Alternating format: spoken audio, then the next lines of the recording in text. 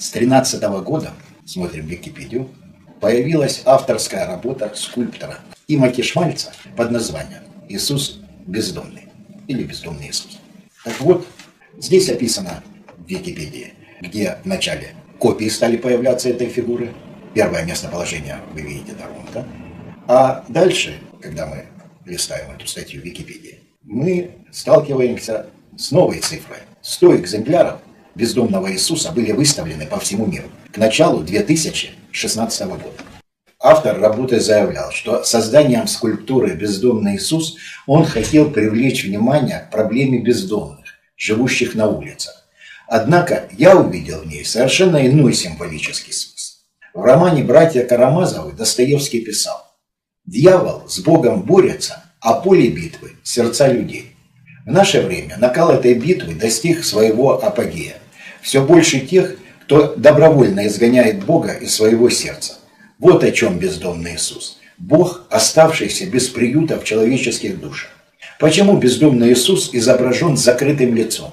Не потому ли, что при виде божественного лика добровольные гонители могут прийти к страшному осознанию того, кого они отвергают, кого лишают удела в своей душе и кто может заполнить образовавшуюся пустоту?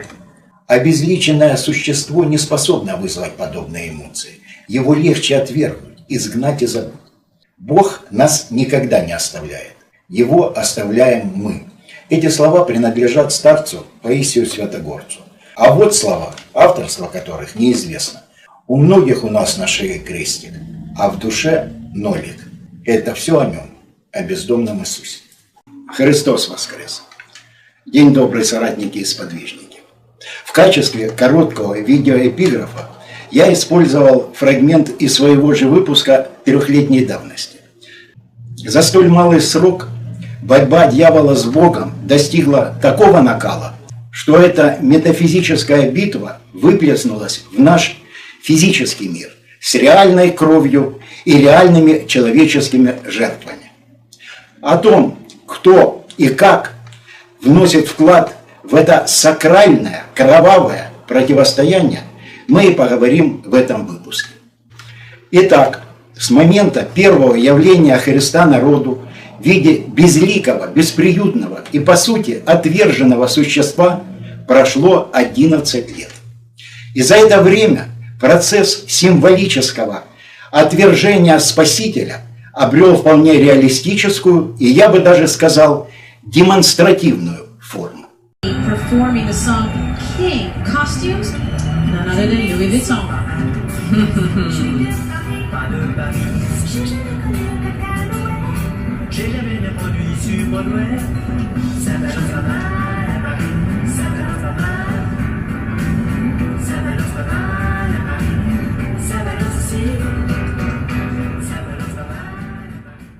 Думаю, эти кадры с церемонии открытия Олимпиады в Париже видели все.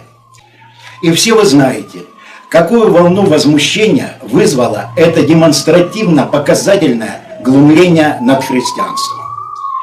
Поэтому я не буду вдаваться в какие-либо комментарии по этому поводу.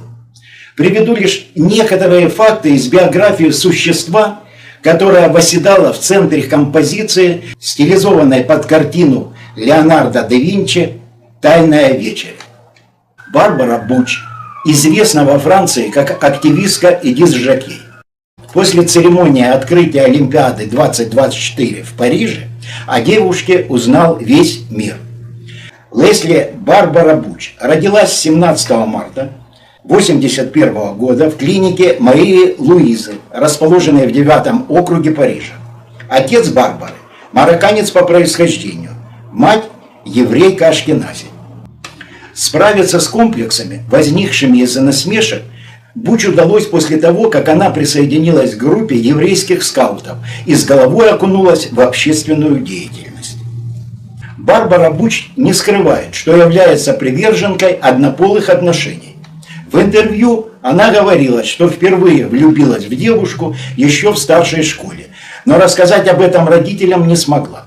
Барбара росла в традиционной еврейской семье и с детства слышала о том, что должна выйти замуж и родить ребенка. Пользователи соцсетей и медийные личности раскритиковали Буч и организаторов церемонии за насмешку над образом Иисуса Христа. В соцсети Барбара ответила на негативные комментарии, заявив, что ее целью всегда было и будет объединение людей. К теме объединения людей и той цели, которая за этим стоит, мы еще вернемся. А пока несколько редких кадров, запечатлевших еврейское квир-существо, напялившее на себя символическое подобие нимба.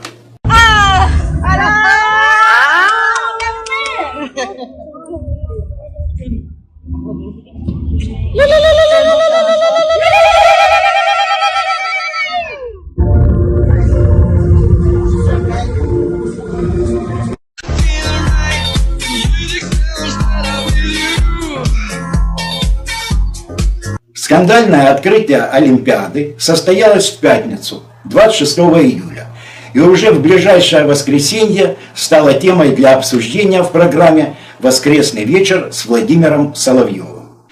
Это было 28 июля, в день Крещения Руси.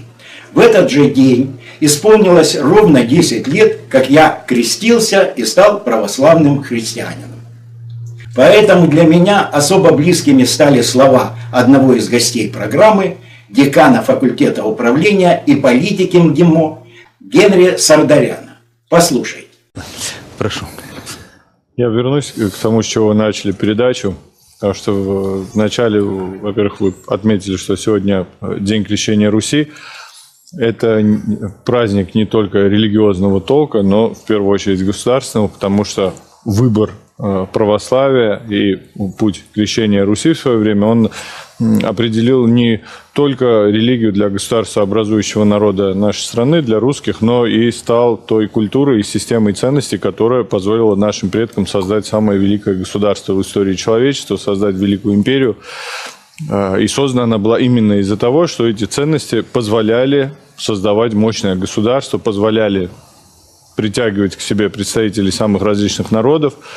Были созданы такие социальные институты, которые опирались на те ценности, которые дало Руси православие, которые позволили создать потом политические институты мощные и в конечном счете прийти к осознанию себя в качестве Третьего Рима, нашей известной парадигмы, которая никуда уйти не может и всегда будет, хотим мы этого или нет, она всегда будет с нами, иначе не будет просто нашего государства. Поэтому это очень важный праздник. Что касается вот тех кадров с Олимпиады, которые вы показывали.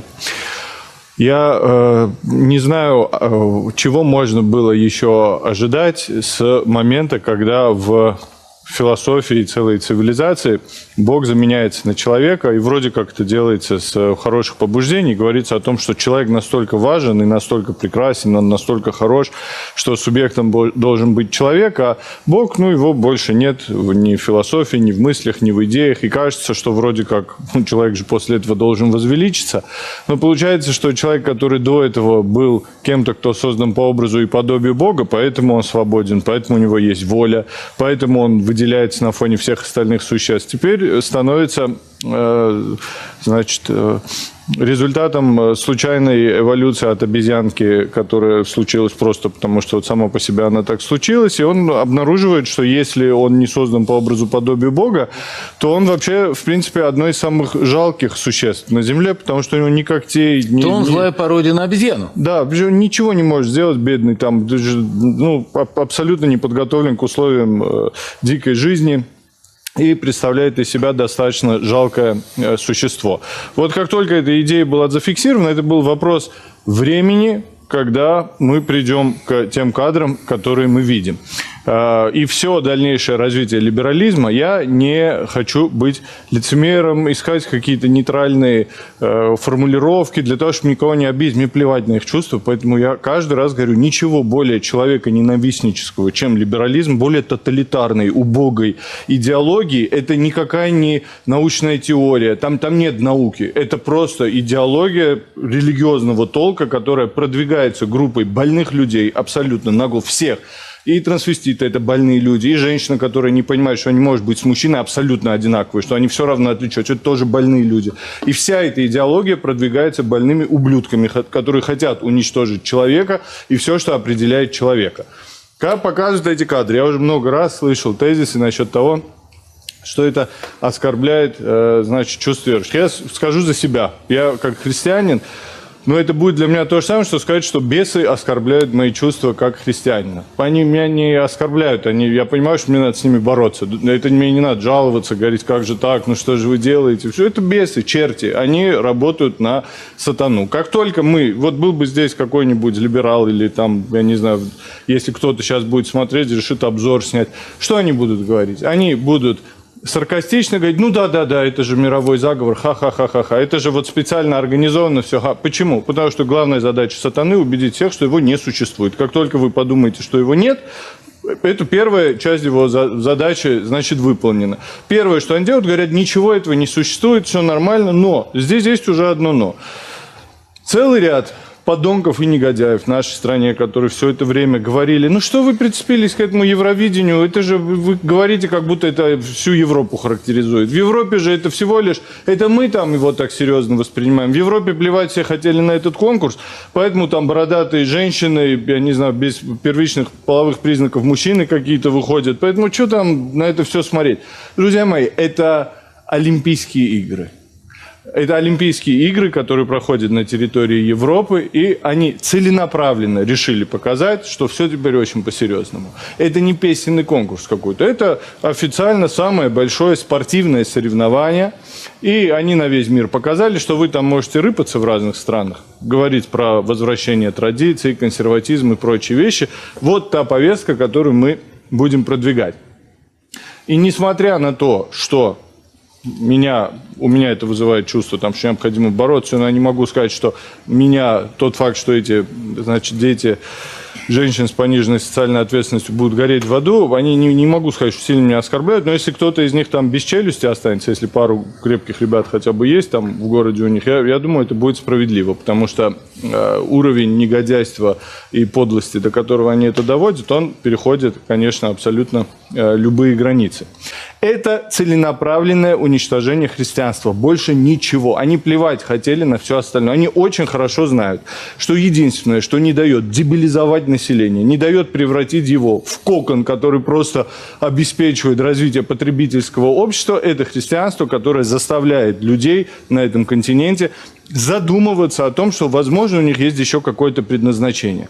Вы четко сказали, есть такая точка зрения, что христианство стало слабым, что христиане стали слабыми. Я думаю, что христиане просто расслабились, и расслабились раньше времени. Это ощущение, что мы большинство, но есть какие-то психопаты ненормальные, там, содомиты, феминистки, еще кто-то. Ну, что мы будем сейчас на них обращать столько внимания?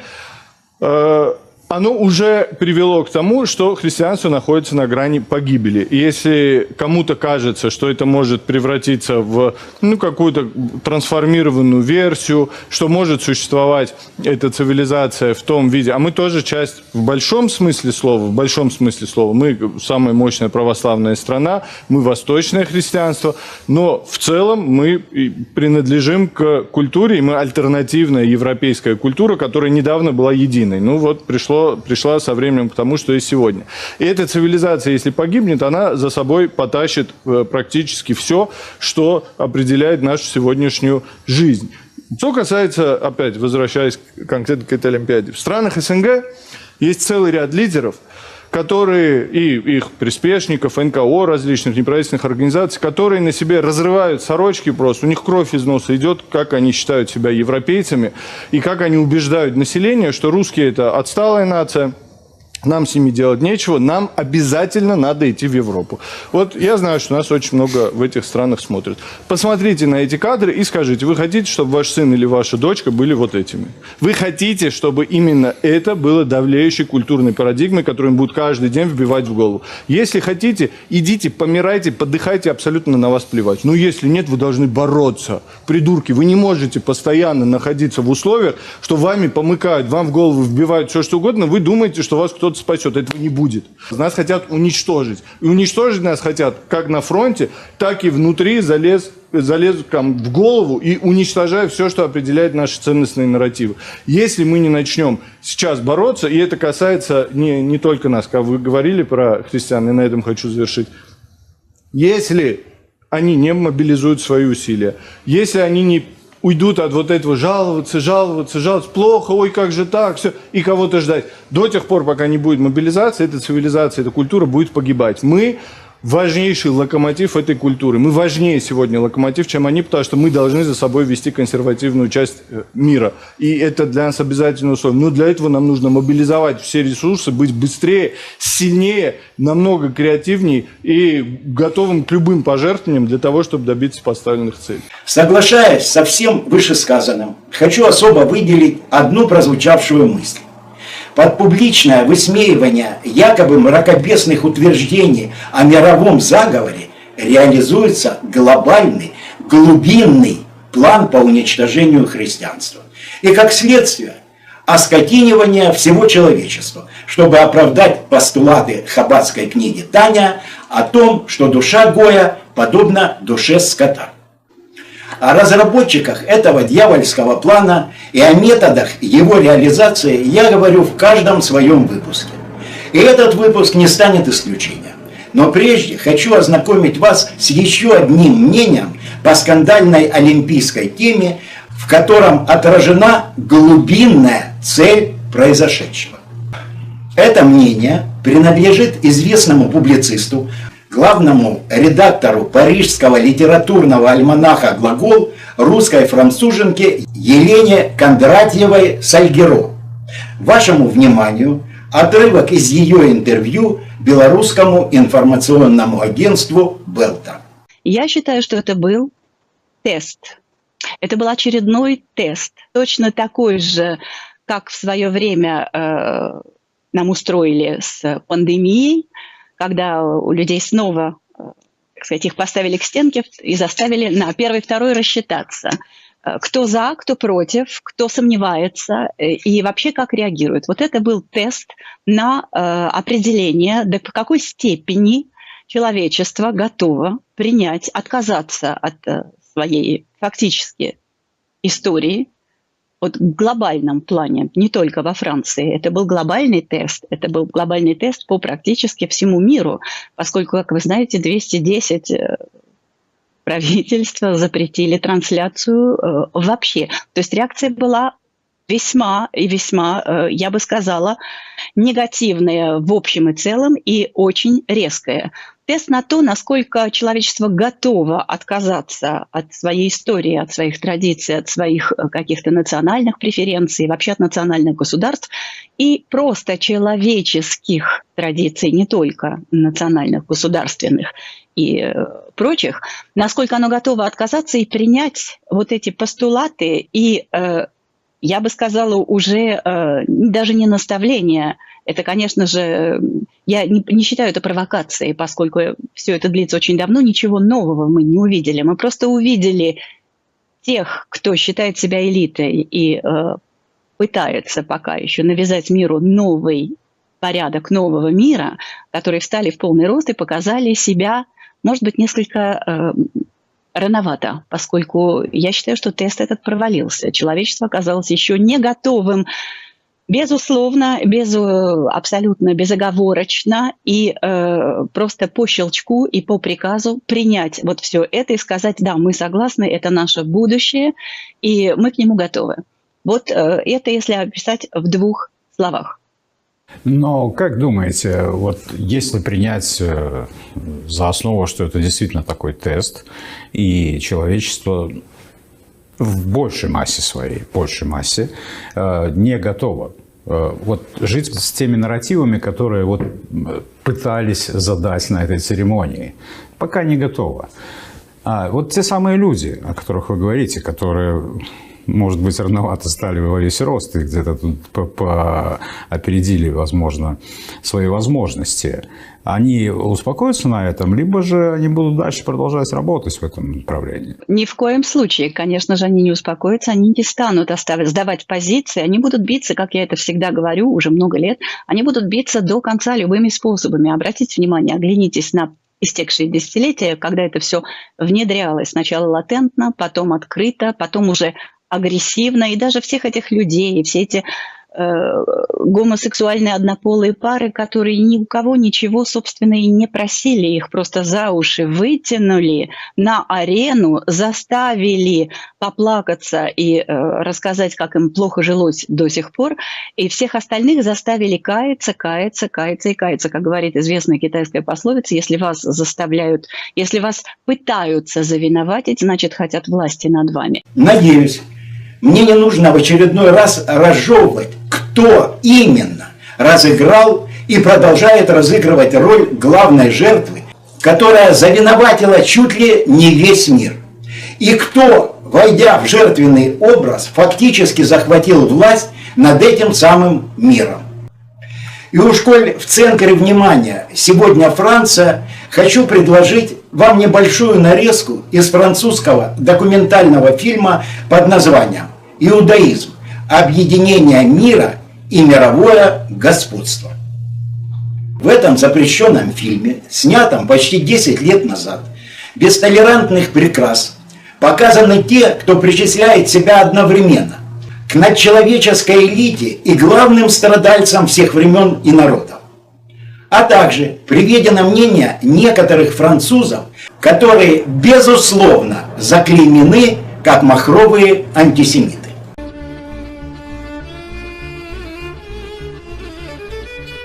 И что в конце концов каждый увидит, что его счет погашен. Великие гекатомбы будут готовиться в земле Едома, в Риме. Это день отмщения Господу, год возмездия за дело Сиона. Все это запечатлено в пророке. Пророк Захария в 14 главе спрашивает об этом статусе, который представляет эту силу ислама и христианства, как он будет разрушен в конце времен. Вопросительный знак.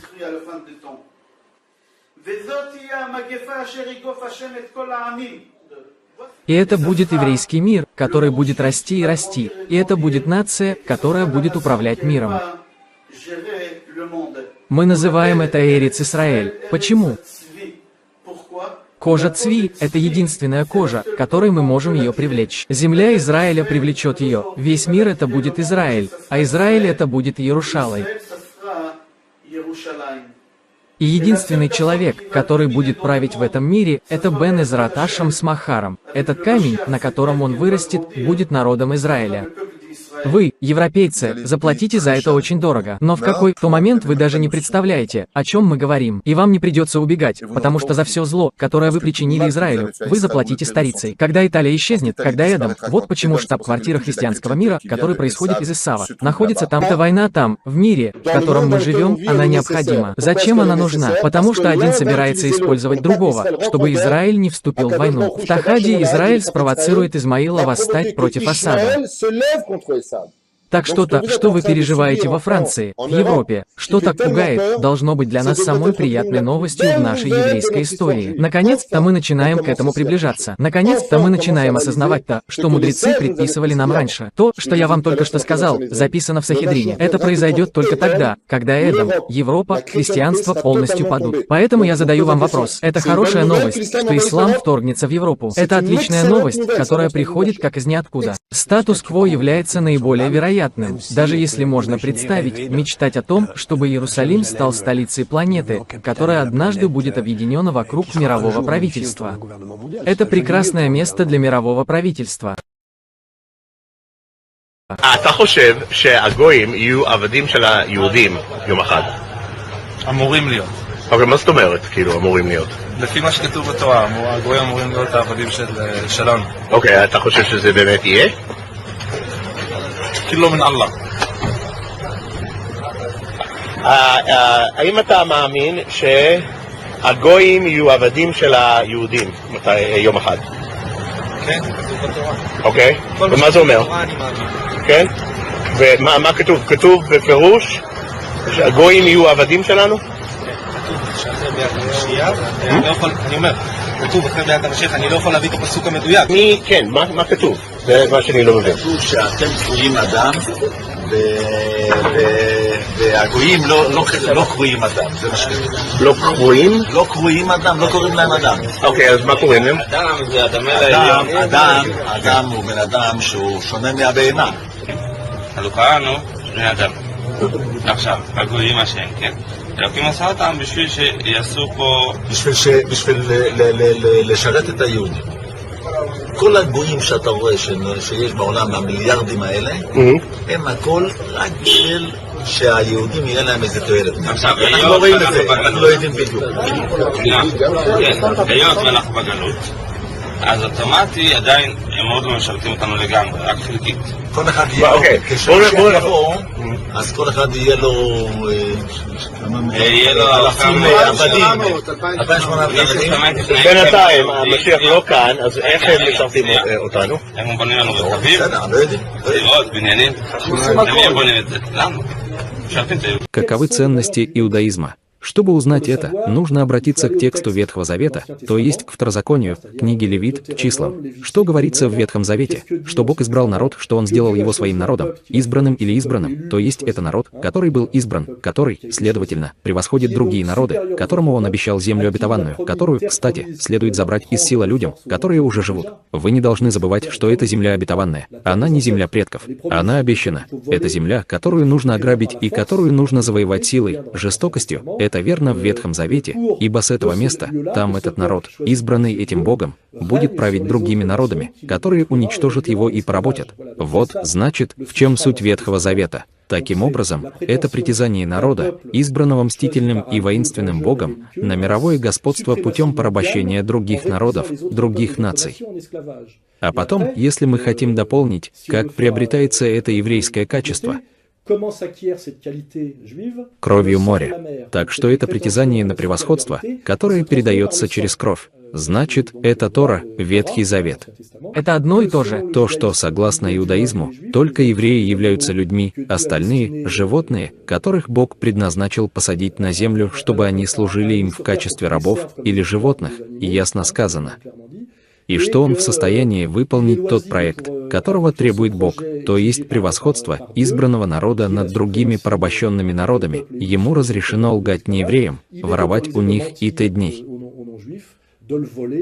Израиль не такое маленькое государство, как другие. Внешне это маленькое государство, но, на мой взгляд, находится на вершине пирамиды западной власти посредством контроля, который международное просионистское лобби осуществляет над западным миром.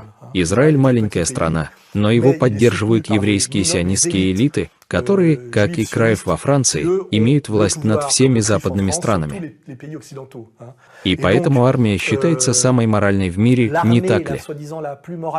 Никто не хочет смерти детей. Очень хорошо. Сахал – самая моральная армия в мире. Это и есть спас-стрельба. Повторять неправду с улыбкой на лице, думая, что придурки в это поверят. Израильская армия позволила себе нападать на гражданское население Газы, которое, я повторяю, является гетто под открытым небом с плотностью населения, превышающей, я полагаю, население Люксембурга. Наконец, то есть, они позволили себе ударить в грязь лицом нетрадиционным оружием, убить тысячи людей, детей, наконец, резню, абсолютную резню. Это длилось 50 дней, несмотря на оскорбления, чувство осуждения и даже гнев, которые многие люди испытывали к журналистам и политикам. Израильтяне снова сделали именно то, что они хотели, как они хотели, когда они хотели. И здесь мы действительно придерживаемся ветхозаветного еврейского мировоззрения, сионистского Талмуда о мире, то есть, это относится к моей футболке Гой, то есть к двум гуманитарным наукам. Есть еврейское человечество, которые являются избранными, то есть они единственные, кто связан с Богом и у кого нет души. А затем Гои, такие же Гои, как и мы, которые на самом деле являются животными, судьба которых служить им. Это явно то, что написано в Библии. Именно среди народов, окружающих вас, вы возьмете слугу и служанку, которые будут принадлежать вам. Именно у нее вы купите слугу и служанку. Вы также сможете купить их у детей иммигрантов, проживающих в вашем доме, а также у семей, в которых они родятся в вашей стране, и они будут вашей собственностью. Вы оставите их в наследство своим детям после себя, как собственность. Вы будете вечно держать их в рабстве. Но что касается ваших братьев, израильтян, то никто из вас не будет жестко господствовать над своим братом. Левит 25. Об этом прямо написано и в Талмуде, за исключением того, что в Библии это основано на воле Бога, и что в Талмуде в период, когда Бог немного оставил их благодаря Христу. Это основывается на двух стратегиях – деньгах, господстве денег и лжи, ростовщичестве и лжи, то есть воровстве и лжи. И еще одно доказательство мировоззрения этих сионистских элит, которое заключается в полном пренебрежении к тому, что не является еврейским. Согласно иудейской религии, убийство еврея является преступлением, караемым смертной казнью и одним из 3 самых отвратительных грехов, наряду с идолопоклонством и прелюбодеянием. Дело обстоит совершенно иначе, если жертва – язычник. Еврей, который намеренно убивает нееврея, виновен только в одном грехе против законов небес, ненаказуемым судом. Что касается того, что он является косвенной причиной смерти нееврея, то это вовсе не грех. Таким образом, один из самых важных комментаторов, Шулан Арух, объясняет, что, когда речь идет о нееврее, нельзя поднимать руку, чтобы причинить ему вред.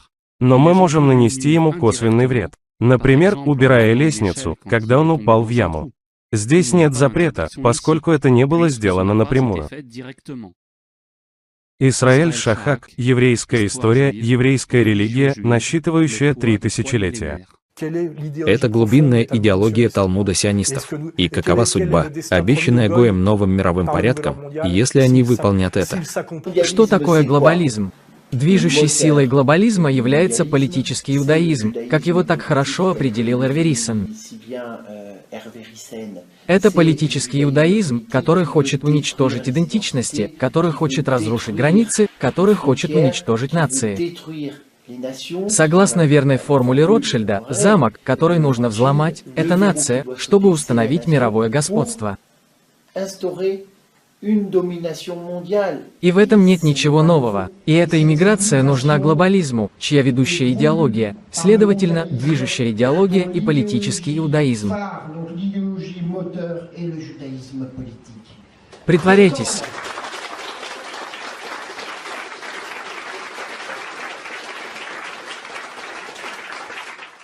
Отсюда это движение вперед, по крайней мере, со времен так называемой французской революции, всего мирового еврейства, взявшего на себя глобальное управление, то, что в то время они называли еврейством. Универсальная республика, полное уничтожение наций, кроме одной, вы даже не представляете, какой. Уничтожение также всех религий в интересах, таким образом, этой пресловутой экуменической контрцеркови, этого религиозного синкретизма, все это вместе взятое, мы приближаемся к новому мировому порядку. Это объединение Европы и это глобальное управление, напротив, сходятся с еврейским талмудическим мессианством.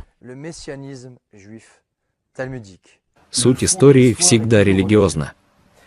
И видите ли, в этой истории есть один глубокий элемент, который мы замечаем. Это ожесточенная, фанатичная, продолжающаяся оппозиция синагоги альмульдских иудаистов по отношению к католической церкви и человеческому миру.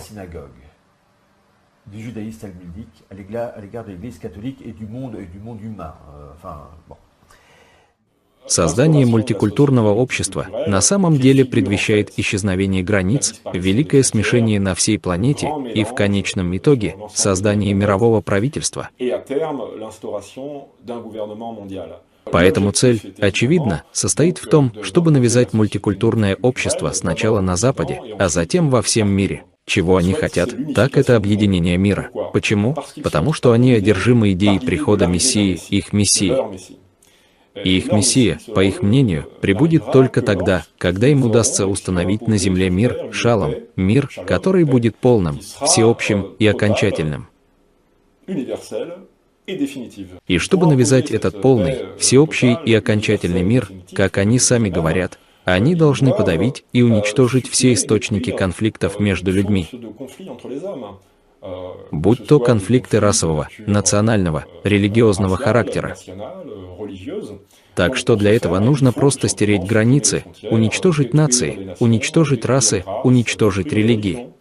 Речь идет об устранении различий между мужчинами и женщинами. Тогда нам могут объяснить, что женщина — это немного мужчина, мужчина немного женщина. Это уже то, что нам говорил Фрейд в конце XIX века. Сегодня нам говорят о беременном мужчине, нам говорят о трансгендере, нам говорят, что сексуальная идентичность не является врожденной, но она приобретается. Так что это вовсе не результат случайности. Мы всегда находим эту эгалитарную одержимость, этот эгалитарный фанатизм, который стремится уничтожить все различия, уничтожить всю специфику, весь партикуляризм, все традиции в людях. Таким образом, цель — мир, полный, всеобщий и окончательный мир, который фактически соответствует гибели человечества. Потому что именно то, что делает человечество богатым, это его разнообразие. Если вы устраните все различия, мы попадем в серый мир, в унылый мир. Но когда все будет разрушено, что останется? Что ж, останутся евреи, которые сохранят свою самобытность, свою культуру, свои традиции, и которые, как мне кажется, к тому времени будут признаны всеми как избранный народ Божий. Вот их планы.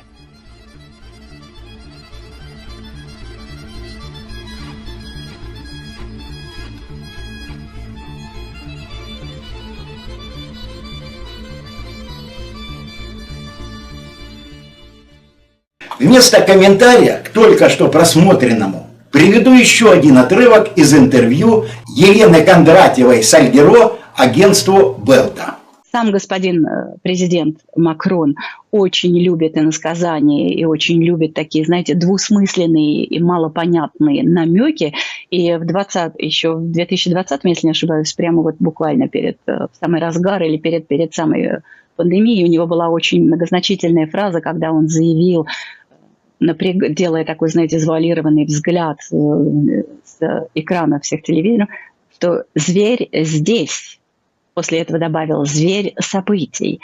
И все это очень долго и очень муторно, и очень, в общем-то, надрывно толковалось всеми, кому не лень, и сторонниками, и совратниками, и оппонентами политическими. Что он этим конкретно хотел сказать, какого зверя он имел в виду, и зачем вообще он это говорил, поскольку, в общем-то, ни к обстоятельствам тогдашним, ни к, в общем-то, к общей ситуации это как-то мало очень клеилось по смыслу.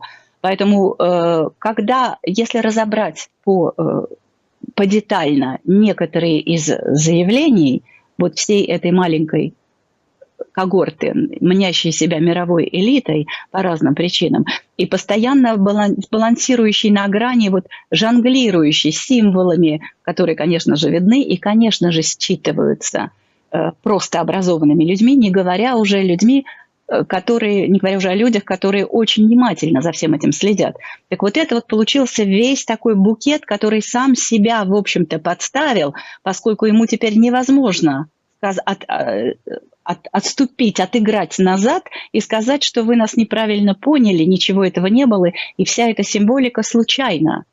Как, например, в «Тайной вечере» позиции каждого персонажа были настолько четко и точно просчитаны, что сказать «а мы не знали, мы не хотели», и получилось случайно, что мы, извините, что мы обидели, знали, хотели и добились именно того, чего хотели. Не хотели посмотреть, как это пройдет, прокатит и насколько. И сколько еще из людей готовых вот просто на первый, второй рассчитаться по этому принципу и зиговать новому порядку, или просто отойти, так сказать, в размышлении, наблюдая, либо совершенно категорично отступить и уйти в сопротивление. Вот что они хотели, собственно, и выяснить. То, что, я не знаю, что получили или нет, то, что они не отступят, это однозначно.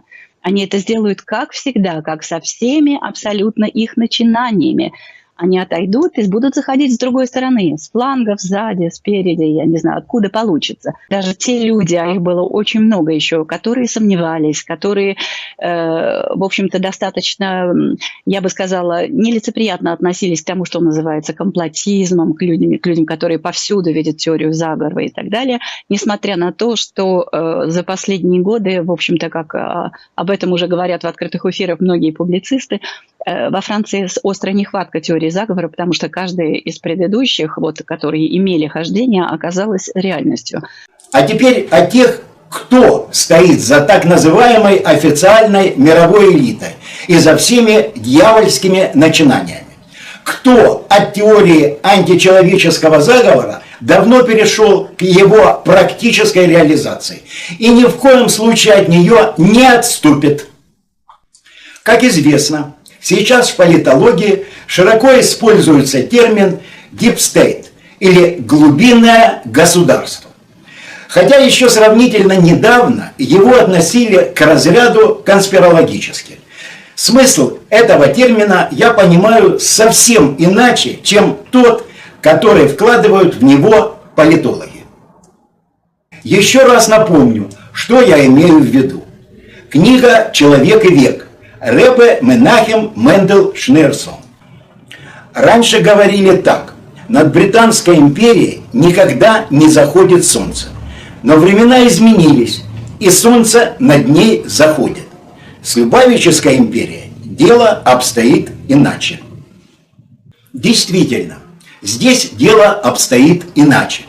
Любавическая империя – это империя, над которой никогда не восходит солнце. Потому что это глубинная сфера. Это ад, в котором бесконечно генерируются сатанинские планы, и из которого глубинные хаббатские твари выныривают на свет Божий только в образе благочестивых святош. Не случайно в финальных кадрах запрещенного французского фильма «Иудаизм. Объединение мира и мировое господство» появляется карикатурный собирательный образ мировых перестройщиков в черных шляпах. А само изображение сопровождает саркастическая надпись на французском: «Снова теория заговора». А сейчас вы увидите еще одну иллюстрацию, которую я использовал в качестве аватарки к этому выпуску. Это картина итальянского художника XIV-XV веков Джованни да Модена с необычным названием «Ад. Обрезанные». Во всяком случае, именно под таким названием она фигурирует в приложении к Википедии, посвященном искусству. Ознакомившись со всеми материалами этого выпуска, вы, я надеюсь, осознаете глубинный смысл этой картины и почему мой выбор аватарки пал именно на нее. Но вернемся к разговору о Deep State. Если есть глубинное государство, значит есть глубинный народ. Его демографический потенциал примерно 16 миллионов человек. Проблема в том, что еще не все 16 миллионов евреев готовы погрузиться на нужную глубину. Но работа глубинных вербовщиков в этом направлении ведется денно и ночно. Представление о размахе и специфике этой работы даст небольшая нарезка из программы на израильском канале Итон ТВ. Вот разобрать эту всю кутерьму я попросил сегодня известного, очень известного человека, раввина Шимона Левина. Шимон, рад вас приветствовать. Добрый день. Надеюсь, мы с вашей помощью разберемся. Вообще, мне кажется, Хаббат проделал большой путь за последние 100 лет от в чем-то антисионистской позиции. Сегодня в значительной мере Хаббат это разделяет сионистскую идеологию де-факто, если не с точки не как часть своей идеологии, но Хаббат поддерживает Израиль. Хаббат в Израиле, Хаббат по всему миру, да. Что говорить, это видно невооруженным взглядом. Хотел спросить теперь уже более о Хаббаде непосредственно в Израиле. Мне неоднократно, в отличие от России, в России я никогда этого не слышал, а в Израиле не раз и не два слышал, что Хаббат – это просто-напросто секта. Секта в иудаизме. Есть другое мнение, я процитирую. Хаббат – один из самых популярных предметов экспорта еврейского мира. Это движение стремится приобщить евреев к иудаизму в более или менее ортодоксальной версии и насчитывает тысячи эмиссаров, действующих в более чем 100 странах мира. У меня в связи с этим вопрос к вам. Чем Хаббат принципиально отличается от других течений иудаизма, кроме того, что их штаб-квартира находится в нью-йоркском Краун-Хайтс? Хаббат – это очень интересный феномен, который, кстати, сегодня изучается. Я периодически люблю читать научно-популярные всякие вещи, и я вижу, что в университетах в Израиле ученые изучают этот феномен, когда вдруг какая-то группа ортодоксального общества решила обратиться вовне. А когда Любавический Ребе начал рассылать по всему миру эмиссаров, начал говорить своим последователям: уезжайте, да, потому что обычно, надо понимать, что ортодоксальное общество держится за счет закрытости. То есть вся энергия ортодоксального общества, она направлена в первую очередь вовнутрь. Давайте сохраним наших детей такими же, как и мы. Хаббат, Любавический Ребе, сделал очень необычный шаг. Он сказал: нет, давайте мы обратимся вовне, и тем не менее мы останемся ортодоксами. И этот эксперимент продолжается, этот феномен продолжается уже не первое десятилетие. И действительно сегодня в любом месте в мире можно встретить посланника Любавического Ребе. Это феномен. При этом надо сказать, что да, то, что Хаббат – это не хасидских движений десятки, если не сотни. И Хаббат – это не типичное сегодня хасидское движение со своим двором, с живым Ребе. Хаббат – это такой исторический феномен для еврейского народа. Хочу обратить ваше внимание на то, как ведущий Илтон ТВ представил своего собеседника. Очень известный раввин. О том, чем именно известен Шимон Левин, мы поговорим чуть позже. А пока продолжим тему, обозначенную раввином Левиным, как исторический феномен Хаббата и его роль в глобальном экспорте еврейского мира.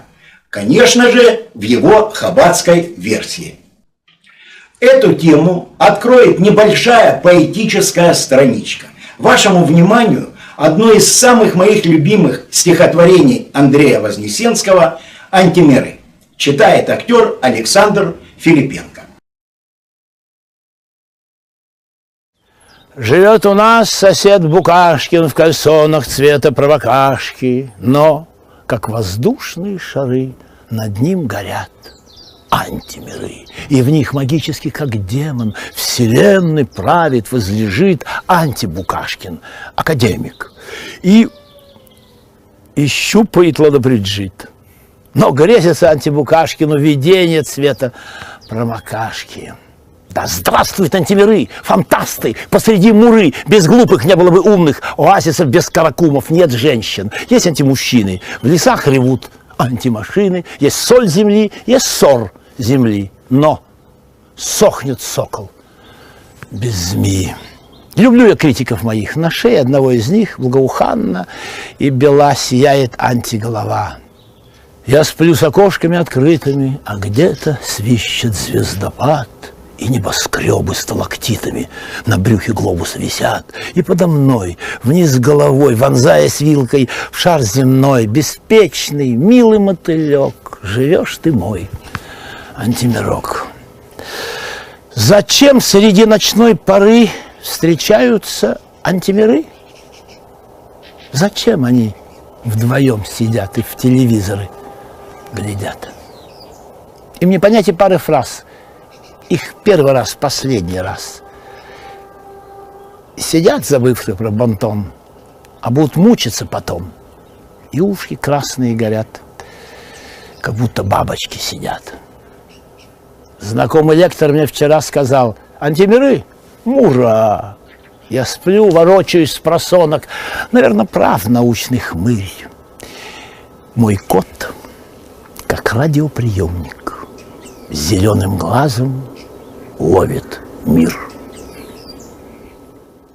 Из всех гениальных образов этого удивительного произведения меня больше всех впечатлил следующий. Есть соль земли, есть сор земли. В контексте нашей темы я бы преобразовал его так. Есть кровь земли, есть гной земли. И пока земной человеческий организм не избавится от гнойных зловонных фурункулов, он обречен на мучительные корчи и гарантированную гибель. Объясню, что я имею в виду на конкретном примере. Я уже не раз показывал хаббатский буклет под названием «Год глобального роста». Вот этот буклет. Этот буклет был выпущен в 1993 году и является отчетом об успешной деятельности Хаббата в течение обозначенного времени. На развороте под заголовком «Международная экспансия» перечислены хаббатские гнойники, рассаженные по всему миру только за 1993 год, и обозначено их континентальное размещение. Надпись внизу гласит: в 5753 году, это по еврейскому календарю, а по общечеловеческому в 1993 по всему миру было создано 69 центров. Обратите внимание, на этой карте нет никаких указаний на Южную Америку. Этот континент представлен как терра инкогнита, то есть неизведанная земля. Но есть в буклете и другой разворот. Надпись вверху гласит: планирование, заголовок, будущее сообщества. Так вот, в планах на следующий 1994 год или 5754 по еврейскому календарю в перечне объектов хаббатской экспансии появляются сразу 3 крупнейшие страны Южной Америки. Причем на первом месте, опережая Бразилию и Колумбию, стоит Аргентина. Стоит ли удивляться, что спустя 20 лет нынешний президент Аргентины Хавьер Милей совершает паломничество на могилу Любавического рэбе, во время собственной инаугурации преподносит еврейскому президенту Украины дарственную минору и ждет, не дождется появления 3-го храма. И еще одна деталь, обозначенная в публикации хаббатского журнала «Лыхай». В 2024 году в Буэнос-Айресе появится первый еврейский университет в Южной Америке. Это делает Аргентину лучше, позволяя ей обогащать свое разнообразие и в то же время расширять сферу своих академических предложений на другие регионы мира, заявил министр образования Аргентины Хайме Перчик. Как видите, образовательная система Аргентины уже оказалась в цепких еврейских руках Перчиков. Читаем дальше. Ректор Равинской семинарии раввин Ариэль Стофенмахер заявил, что университет станет маяком для Латинской Америки. В остальной части Латинской Америки существует еще один еврейский университет Мексики, расположенный в Мехико и которым руководит аргентинский раввин Даниэль Файнштейн. В этом контексте показательным является тот факт, что новоизбранным президентом Мексики стала чистокровная еврейка Клаудио Шейнбаум, которая после избрания показалась на публике во всей своей богоизбранной красе, с минорой в руках и с серьгами Маген-Довидами в ушах. Надеюсь, у вас хватит воображения представить, какие перспективы ожидают Мексику под путеводной звездой Давида.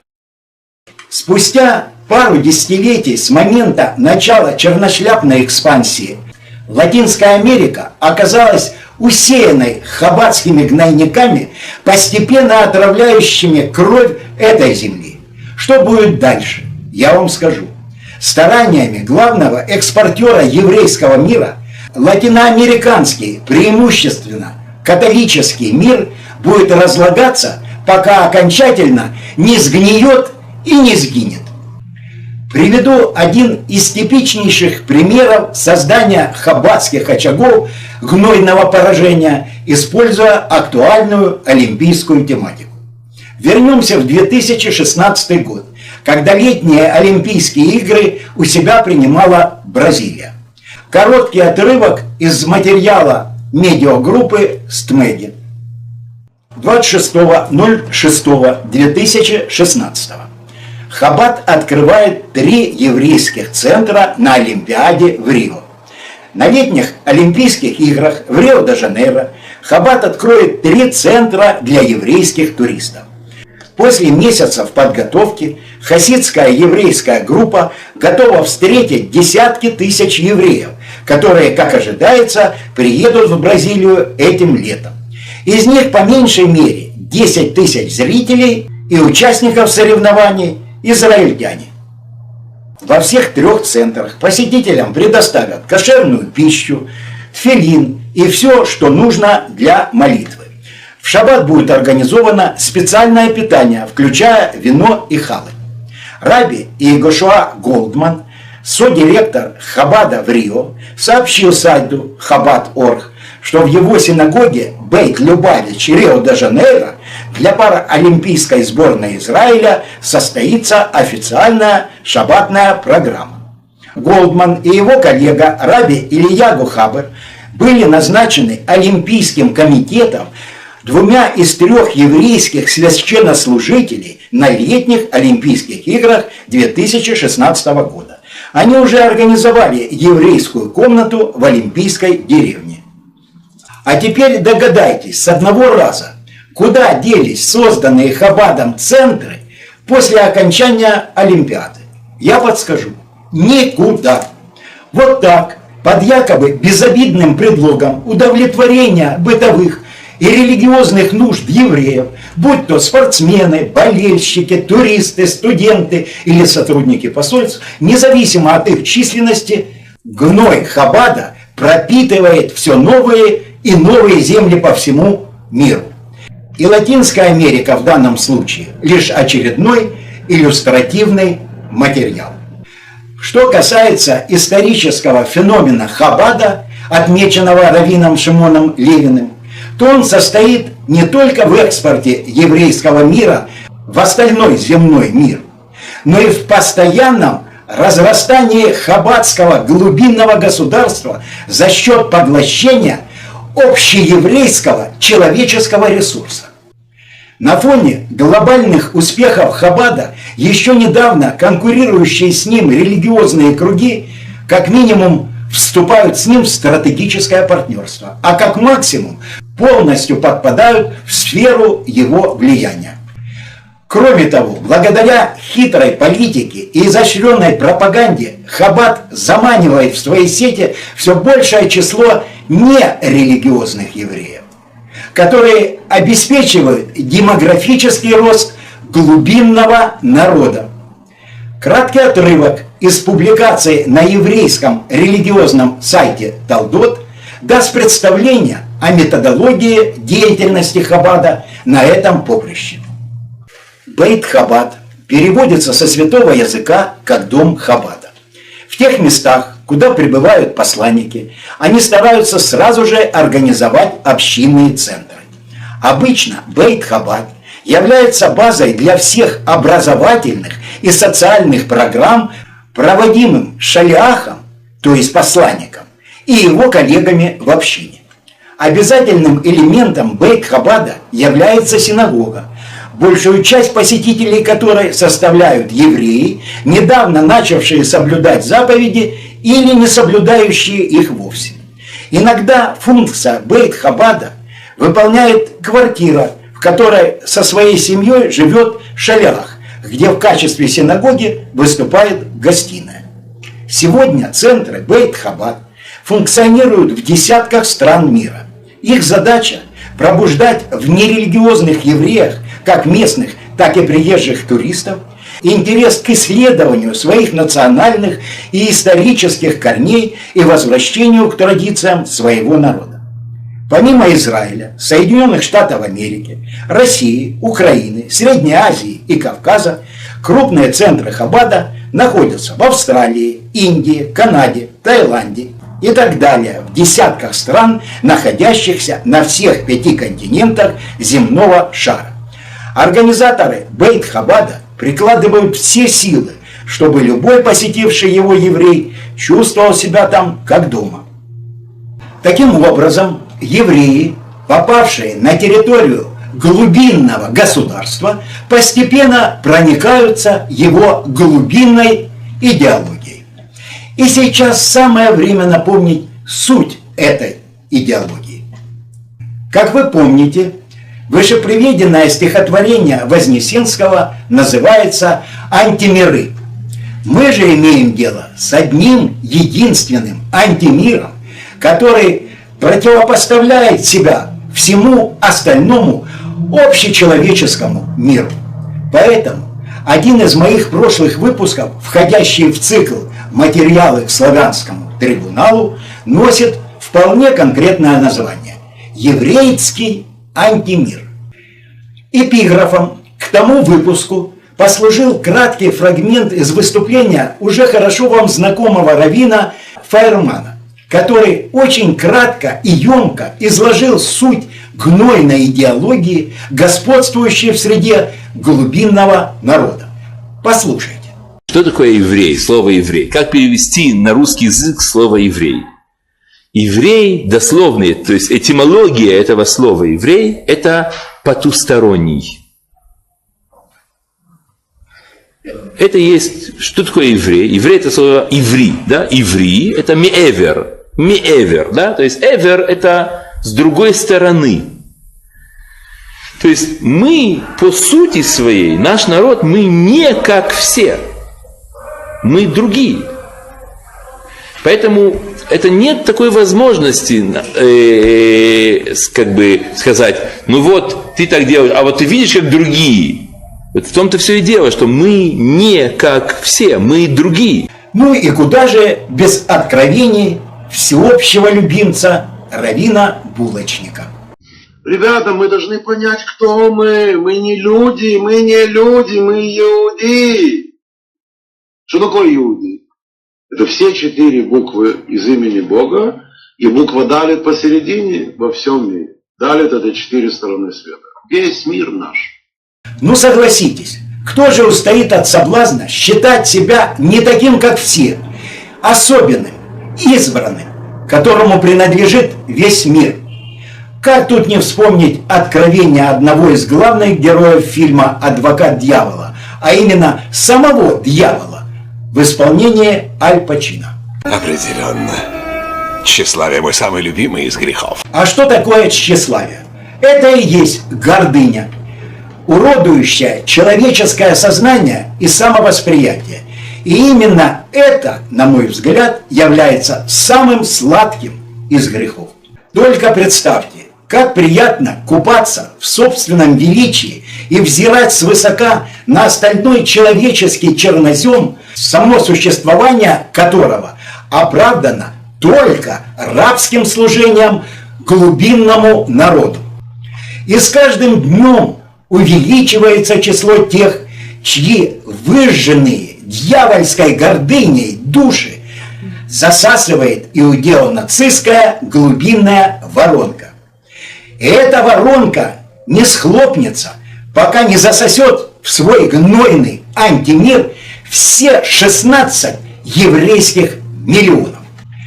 Прежде чем продемонстрировать вам очередные документальные свидетельства существования глубинного антимира и его противостояния с остальным миром, я хочу, чтобы вы послушали еще одного всеобщего любимца – раввина Финкеля.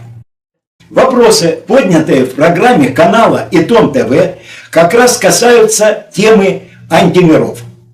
Послушайте объяснения на этот счет типичного представителя глубинного государства, вынырнувшего на поверхность в образе благочестивого духовного лица.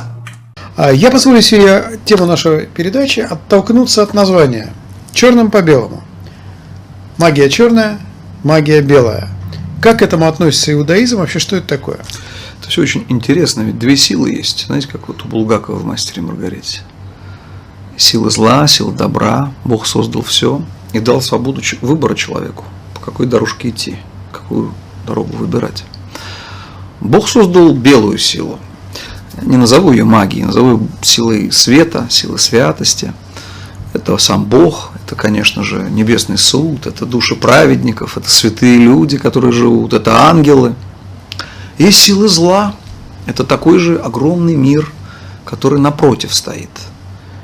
Это черти, у которых есть разные уровни видов и разные задачи у каждого из них, как и разные есть уровни ангелов. Их целое воинство. Это демоны, это разные души злодеев, как умерших, так и живущих ныне в нашем мире. Людей, которые жаждут зла и живут этим злом. И Бог дал силы. С одной стороны, сила молитвы, сила добрых дел, сила милостыни, милосердия, добра. Это то, чем апеллирует сила света. И с другой стороны, есть магия, есть колдовство, есть сила проклятия, есть разные ритуалы, есть оккультизм, есть разные вещи, совершенно страшные, которые, казалось бы, достигают одних и тех же целей. Как два воинства, как шахматная доска, черное и белое, как вы сказали. Одни будут просить, и человек излечится, и другие. Одни будут просить, и получится, и другие. Тут будут деньги. А в чем же разница между ними, как это Бог допускает? Это очень интересно все. Но с силами добра все более-менее понятно. Люди следуют тому, что Бог сказал. А вот что такое силы зла, и как они появились? И тут интересно понять. Был такой пророк Иезекииль, известный еврейский пророк, жил он в Вавилоне. И у него есть такая фраза, что грешники говорят, это Иезекииль, глава 8, стих 12, «Оставил Господь эту землю». То есть вот на каждой долларовой купюре есть такой масонский знак. Это пирамида, над которой око видящее. То есть вот пирамида, она символизирует духовные миры. Наш мир, он такой самый длинный, большой, в нем самое количество большое душ. Меньше. Чем более святой мир, тем меньше там святых душ. И дальше над этим всем Бог. А вот Бог, ему не интересно в этом мире. Он оставил наши эти все миры, и наш мир материальный оставил силам. Эти силы борются друг с другом. И вот эти силы люди назвали богами. Ангелов, которые там следят за этим всем, и демонов, которые следят за всем этим. Богу не важно какой ты. Нет такого понятия добро и зло. Нет понятия хороший и плохой. Это все относительные, нерелевантные понятия. Релевантна победа, конечный результат, цель, к которой ты приходишь.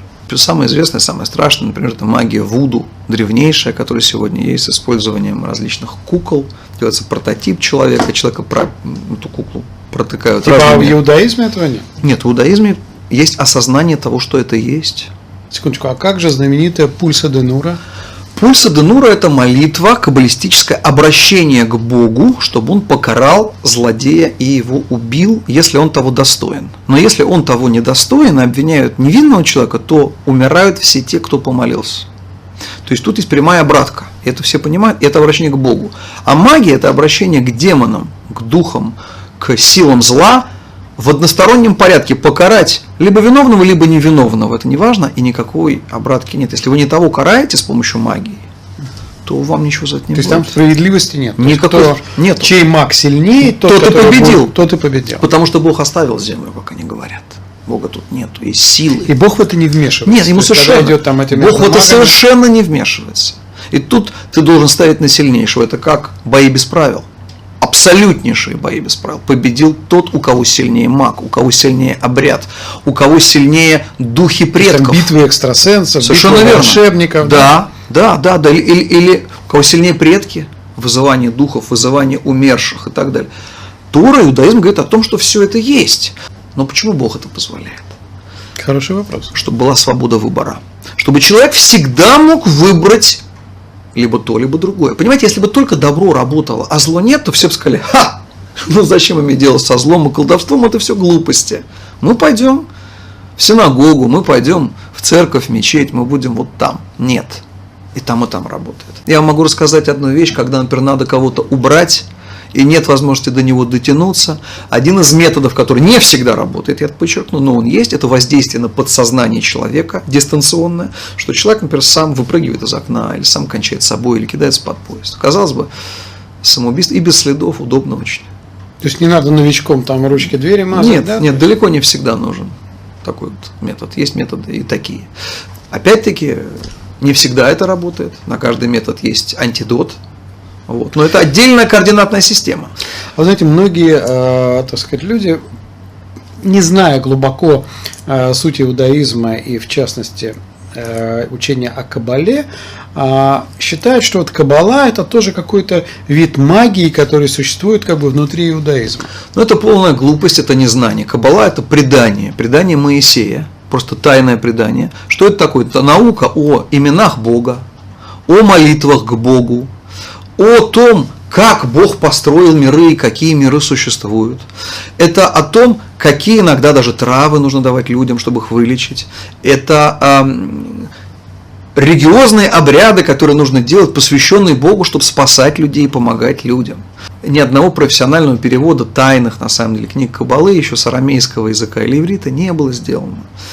Книга Зогар, основная книга Кабалы, книга Сияния, так называемая, она переводилась, но тоже переводы все эти ущербные, все это не то, что нужно. То есть нужно обладать знаниями. Нужно обладать знаниями, либо идти к правильным людям. И Кабала это да, пугалка, да, страшилка. Кто это распространяет? Ну, другие конфессии в том числе, потому что, ну, как-то так, у них есть что-то, чего нет у нас, значит, давайте скажем, что это чертовщина. Несколько комментариев к только что просмотренному. Начнем с последнего высказывания Финкеля о Кабале. Ну теперь, благодаря хаббатскому суперманипулятору, вы не должны сомневаться в том, что Кабала – это никакая не чертовщина и не черная магия, что все это очередной навет завистников из других конфессий. А Кабала – это очередное Божье откровение, посланное глубинному народу ради помощи людям.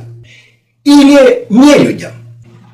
Вспомните адресованное мне послание из глубинного антимира, которое я опубликовал в прошлом выпуске под названием «Всадник без головы на электрическом стуле». В нем, в частности, содержатся и такие строки. «После ночи утех, с желанными его сердцу, князю Шлита понадобились воды миквы, чтобы очиститься перед таинством с ковчегом завета. Теперь он мог беспрепятственно изречь сокровенное имя Кабалы, заново вычисленное мудрецом Лайтманом и его академией, и привести в действие ковчег завета. Все без исключения лицезрели, что сильный вихрь сотряс стены залы, всюду сверкнули огненные искры, и исполинское гагатово крылатое существо выпорхнуло из ковчега завета. Скажите, можно ли в этом увидеть Божий отклик на каббалистический ритуал? Может ли гагатовое, то есть смолисто-черное существо быть олицетворением сил света? Эти вопросы, как вы понимаете, риторические. И забегая наперед, скажу, что вам еще предстоит узнать истинное предназначение этого исполинского крылатого существа, вызванного из сатанинских глубин стараниями каббалистов. А что касается отсутствия правильного перевода тайных книг Каббалы, так в этом раввин Финкель уже перестал быть оригинальным. Напомню его же слова по поводу книги Таня, хаббатского идеологического путеводителя, в котором гои сравниваются со скотом, а их души с нечистотами. Таня, или второе название книги, это Ликутей Амарим, это основная книга хасидов Хаббада. Написанная она первым ребе Хаббада, его звали Раби Шнеур Залман Барухович. Жил он в местечке Ляды или Озна. Жил в 18 и 19 веке, в 1812 году умер. И вот это основная его работа по хасидской философии. И вот книга Таня стала основой, фундаментом философии Хаббада. К этой книге есть очень много претензий. Очень много претензий, в частности, на постсоветском пространстве. Это в России, в Украине и так далее. В чем основная претензия? Значит, в книге этой инкриминируется то, что она якобы фашистская, которая сеет ненависть к неевреям и описывает неевреев как грязь.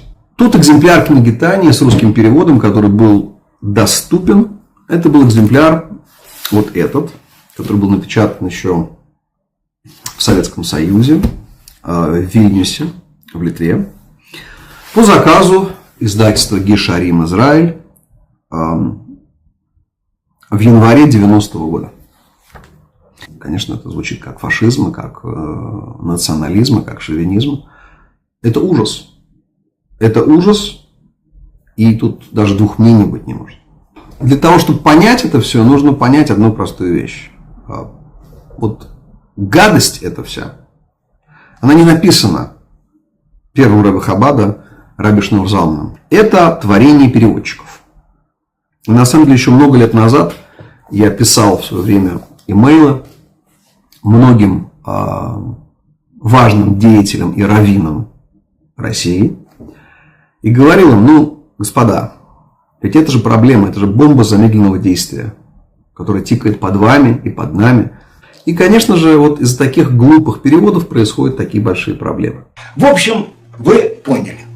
Книга хорошая, переводчики плохие.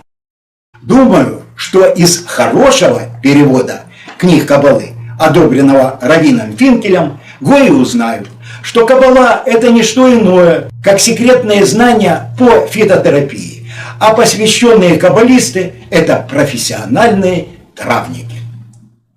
А теперь о масонской пирамиде, изображенной на каждой долларовой купюре и символизирующей духовное строение мира. Если перевернуть масонскую пирамиду, можно увидеть духовную проекцию антимира, на антивершине которого расположено всевидящее око антибога. Надеюсь, мне не нужно объяснять, какими, по выражению Финкеля, святыми душами заполнен самый нижний и самый малочисленный глубинный слой. И как тут не вспомнить откровения раввина Файермана, представляющие собой яркий пример глубинной антилогики. Мы понимаем, что зло в этом мире – это неотъемлемая часть добра. Другими словами, если перевести просто на язык простое понятие, зло – это наша свобода воли. То есть источник зла – это Бог, не сатана. В иудаизме сатана – это и есть Бог. То есть не бывает, с точки зрения иудаизма, не бывает зла. То есть, что значит зло? Это наша возможность стать лучше, что-то быть лучше. А для того, чтобы быть лучше, нужно уметь быть худшим. Есть еще один момент из откровений Финкеля, на котором стоит заострить внимание. Речь о молитве Пульса Данура, с которой каббалисты якобы обращаются к Богу. Если молитва касается невинного человека, и Бог оставляет его в живых, то физическая кара обрушивается на тех, кто молился. Зато обращение к силам зла носит односторонний характер, и обратки можно не бояться. К чему это я? Вы помните, сколько раз на меня была прочитана Пульса Данура? 3. И это только те разы, о которых доподлинно известно. Напомню, первый раз мне сообщил об этом в далеком 97 году тогдашний начальник управления СБУ по Харьковской области генерал Голик. А второй и третьи попытки меня отпульсаденурить я узнал из личных посланий главного раввина Украины Асмана. Но я до сих пор жив. Живые посвященные каббалисты, вымаливавшие мою смерть. И более того, чувствуют они себя весьма уверенно. Объяснение этому только одно. Они убеждены, что смертельная обратка им не прилетит, потому что они знают, кому были адресованы их молитвы. И это точно не Бог. А теперь самое время ознакомить вас с новой порцией гнойных посланий с той стороны. Сразу хочу выразить публичную признательность моим адресантам за предоставление бесценных материалов, проливающих свет на их адские глубинные достижения и перспективные планы. Небольшое предваряющее пояснение. Письмо, которое я вам сейчас зачитаю, является как тематическим продолжением предыдущего послания, так и реакцией на мой ответ. Все эти материалы содержатся в моем прошлом выпуске под названием «Всадник без головы на электрическом стуле». Так что если кто-то подзабыл, о чем шла речь, рекомендую освежить свою память перед погружением в новые глубинные откровения. Новое письмо пришло от вполне конкретного адресанта – раввина Авраама Бинского. В теме послания значится слово «мавет», которое, как вы помните, означает «смерть». Прежде чем перейти к содержанию письма, хочу дать вам представление о личности отправителя. В этом нам поможет его интервью, опубликованное на сайте русскоязычного американского издания «Еврейский мир». Я из Литвы. Мои родители родились еще до советской оккупации в религиозных семьях. Расскажите немного о вашей службе в израильской армии. Начинал я в авиационных войсках, но вскоре я перешел в военные фельдшеры, служил в танковых войсках, участвовал в ливанской кампании 1982 года, многих других. А вот его фотография. Авраам Бинский, солдат армии обороны Израиля, 1976 год. В Вильнюсе у нас была неофициальная община. Евреи помогали друг другу, участвовали в радостях и горестях друг друга. Православие, вы знаете, это единственная большая христианская конфессия, которая ни разу не извинилась за погромы, преследования евреев за нашу пролитую кровь, в отличие от католиков, протестантов. Эти несколько фрагментов из интервью Бинского нашли свое глубинное отражение в его послании. Благодаря этому у вас будет возможность в очередной раз убедиться, какая гнойная мерзость скрывается за вполне благообразным образом, представленным в публичном человеческом пространстве. Итак, письмо начинается с короткого текста на иврите. Автоматический Google перевод получается довольно корявым, но он дает главный ориентир. Это молитва покойного раввина Исраэля Бельского, который, как следует из дальнейшего текста послания, являлся наставником раввина Бинского. А вот как выглядит эта молитва в более литературном переводе. «И да не будет надежды для доносчиков, и пусть всякое зло и еретики немедленно исчезнут, и пусть все враги народа твоего скоро будут истреблены, и злодеи скоро будут искоренены, и сломлены, и уничтожены, и унижены, и покорены быстро в наши дни. Благословен Ты, Господи, сокрушающий врагов и покоряющий христиан и злодеев». Молитва раввина Исраэля Бельского, благословенна память о нем. После столь вдохновляющей молитвенной преамбулы следует авторский текст. Зачитаю его полностью. «Слушай сюда, плешивая православная погонь. В обществе князя мне, как американскому равву, шефу популярнейшей общины русскоязычных избранников Кейлас Марешес и Яков, наше количество родителей номер 1-5 постоянно растет. Просигнализировали спешно поставить тебя на место. Ты в курсе, гнида, что из-за тебя у его величества появились проблемы с аппетитом. Если князю желательно, чтобы ты, сукин Бен, улетучился, как так ты отваживаешься чинить препятствия ангельскому слову Торы? Когда в родимой Литве мы еще гольцами забивали цепями твою оккупантскую, рашистскую сволочь, знаешь, что мы ревели? Дальше текст на литовском. Тут я вынужден остановиться, чтобы дать необходимые пояснения. Первое. Фраза «наше количество родителей номер 1,5 постоянно растет», видимо, означает, что один родитель производит 5 потомков. Хотя только бес разберется в нюансах этого гнойного потока. Второе. Фраза, на которой мы остановились, в переводе с литовского означает следующее. Смерть врагам еврейского народа. Вся земля от Балтийского моря до Владивостока принадлежит нам, а не ничтожным захватчикам нашей земли. То есть в бредовом, гнойном сознании все российские земли принадлежат глубинному экстерриториальному государству. А русские и другие народы, проживающие на этих землях, враги, захватчики и оккупанты. Я очень надеюсь, что эти народы услышат послание из еврейского антимира и осознают его глубинный смысл. Что же касается потери аппетита Его Величества, то я могу ему только посочувствовать.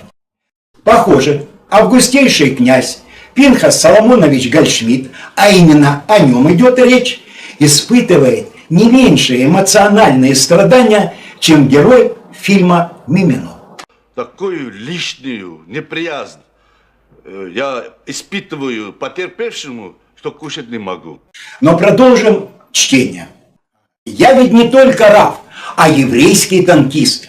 Послушай, зараза, когда в первую Ливанскую мы ворвались в лагерь врага, я именным делом из заплечного УЗИ выпустил все 32 пути мудрости в первую же шиксу, что стало на нашем священном пути. Ты бы видел, как эта нашпигованная плюмбумом мусульманская тушка скатилась вместе со своим грудным выблядком под гусеницу. Это было почище любого божественного оргазма. И так было всю военную операцию. Если не станешь на колени и не извинишься перед князем, то я тебя, гадюка, приеду и сам поучу тебя путям мудрости. Не ссы и гульфик береги. Впрочем, ритуал резвой циркумцизии, то есть обрезания, я могу тебе посулить прямо теперь. Вау, чтоб в нашей американской Украине коптело эдакое дрянцо и отважилась вонючий роток раздевать. Думаешь, Бандеры на тебя нет? Здесь я вновь вынужден прерваться для некоторых пояснений и комментариев. Прежде всего, объясню значение слова «шикса», которое удостоилось даже отдельной страницы в Википедии. Шикса или шикса – пренебрежительный, грубый и уничижительный термин, обозначающий женщину или девушку нееврейского происхождения. Это слово из идыша вошло в широкое употребление в английском языке и в некоторой степени в иврите, а также в польском и немецком языках через носителей еврейской культуры. От американцев еврейского происхождения термин «шикса» получил широкое распространение среди других жителей Северной Америки. Слово «шикса» частично происходит от слова на иврите «шекец», означающее мерзость, нечистый или объект ненависти. Скажите, пожалуйста, есть ли в каком-нибудь языке специальное слово для обозначения еврейских женщин, эквивалентное понятиям мерзость, нечистый или объект ненависти? Можете не копаться в словарях, не найдете, потому что мы имеем дело с очередным иудео-нацистским эксклюзивом, перетекающим в другие языки. Что же касается красочно описанного эпизода расправы над несчастной мусульманской женщиной и ее грудным ребенком, то здесь нечего разъяснять и комментировать. Разве что подчеркну, Это пишет так называемое духовное лицо, раввин, для которого смертоносные патроны – это пути мудрости, а чувство от убийства женщин и детей сродни божественному оргазму. Недаром раввин Булочник признался, что они не люди, и подчеркнул, они иудеи. Отсюда вытекает, что иудеи – это псевдодуховные нелюди, глубинные твари, которые напяливают человеческую маску, только выныривая на публичную поверхность. О том, как из людей взращивают нелюдей, напомнит короткий видеосюжет из израильской религиозной школы. אומרת לכם ירושלים, מה עובר לכם בראש? מה זה ירושלים? בית המקדש. כותל. מה כן. עוד? מי מאמין שבית המקדש ייבנה בשנים הקרובות? מה יש שם עכשיו על בית המקדש?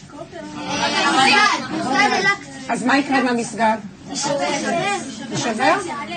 אם מכן פגש בשנה האחרונה ילד ערבי? איפה פגשת ילד ערבי? ליד הכותל. ודיברת איתו? לא, הוא דחף אותי, אבל לא הלך. ומה קורה כשאתם רואים ילד ערבי? מה אתם מרגישים? רגשות זעם. זעם? אותו לרצוח. ומה קורה כשאתם פוגשים ילד חילוני? למה אתה מרחם עליו כשאני אומרת חרדי? מה הוא מפסיד? הוא לא הולך לדבר. כשאתם חושבים על ירושלים בעוד 10 שנים, כולם חרדים? לא כולם חרדים, ערבים חלק חרדים. כולם יהודים, ויש גם ערבים שהם עובדים. כי המשיח, הבנתי, כן, מה אתה אומר? שמלחמה כל הערבים ימותו. И еще одно. Автор письма, американский раввин Бинский, называет Украину нашей американской.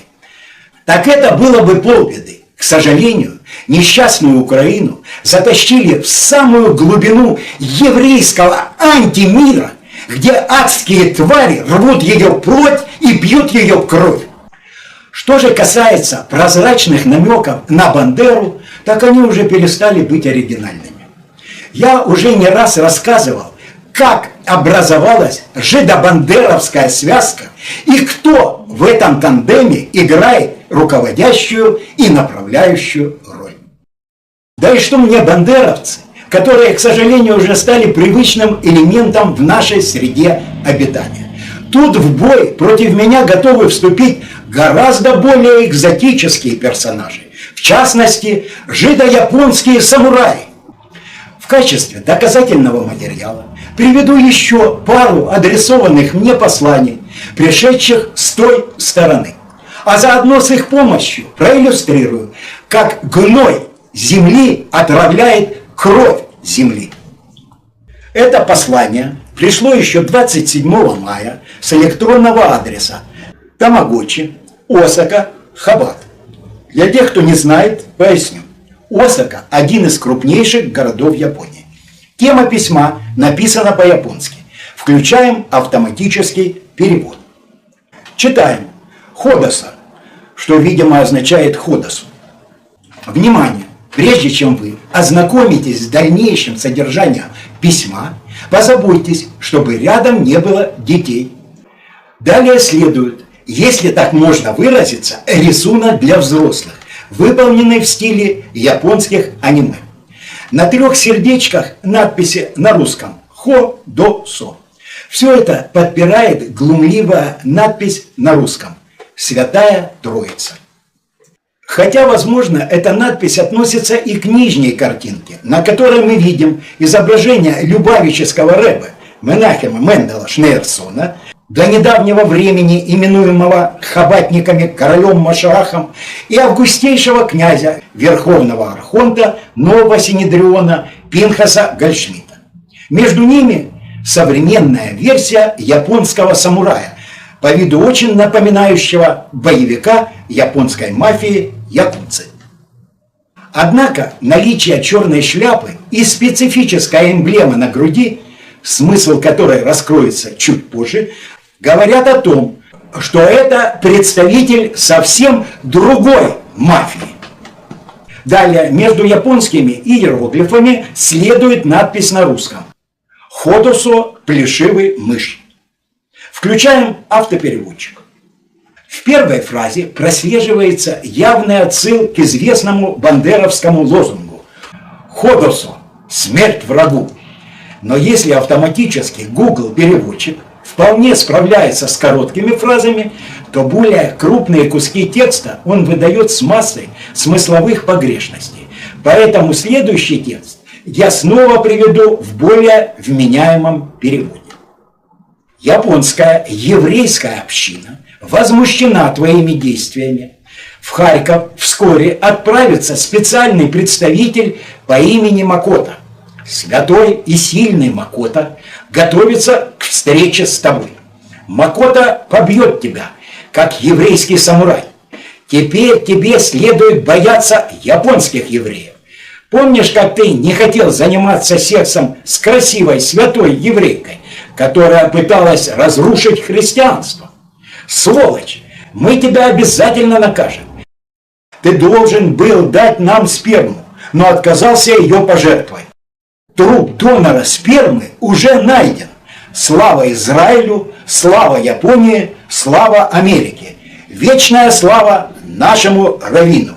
И смерть всем врагам иудаизма. Заключает послание еще одна скабрезная картинка и число 666. Прежде чем продемонстрировать вам еще одно показательное письмецо, снова предупреждаю, уберите детей подальше. Пришло оно с того же адреса, в том же стиле, но с еще большим количеством непристойностей. Тема письма в автопереводе звучит так: «Победа за нами». Далее размещен фотоколлаж с изображением железнодорожного перрона и уже вам известного персонажа. На ограде указатель на польском, английском и украинском языках. Пограничное оформление. К сожалению, непонятен смысл надписи на японском внизу коллажа. Автопереводчик не распознает текст на картинках. Затем снова плешивый мышь и короткий текст на японском. Переводим. Срочные новости от специального представителя. Макото, священный и могущественный еврейский самурай, уже пересек границу между Польшей и Украиной. После текста идут многозначительные картинки с намеками на глубинных тварей, которые идут за мной. А дальше без комментариев.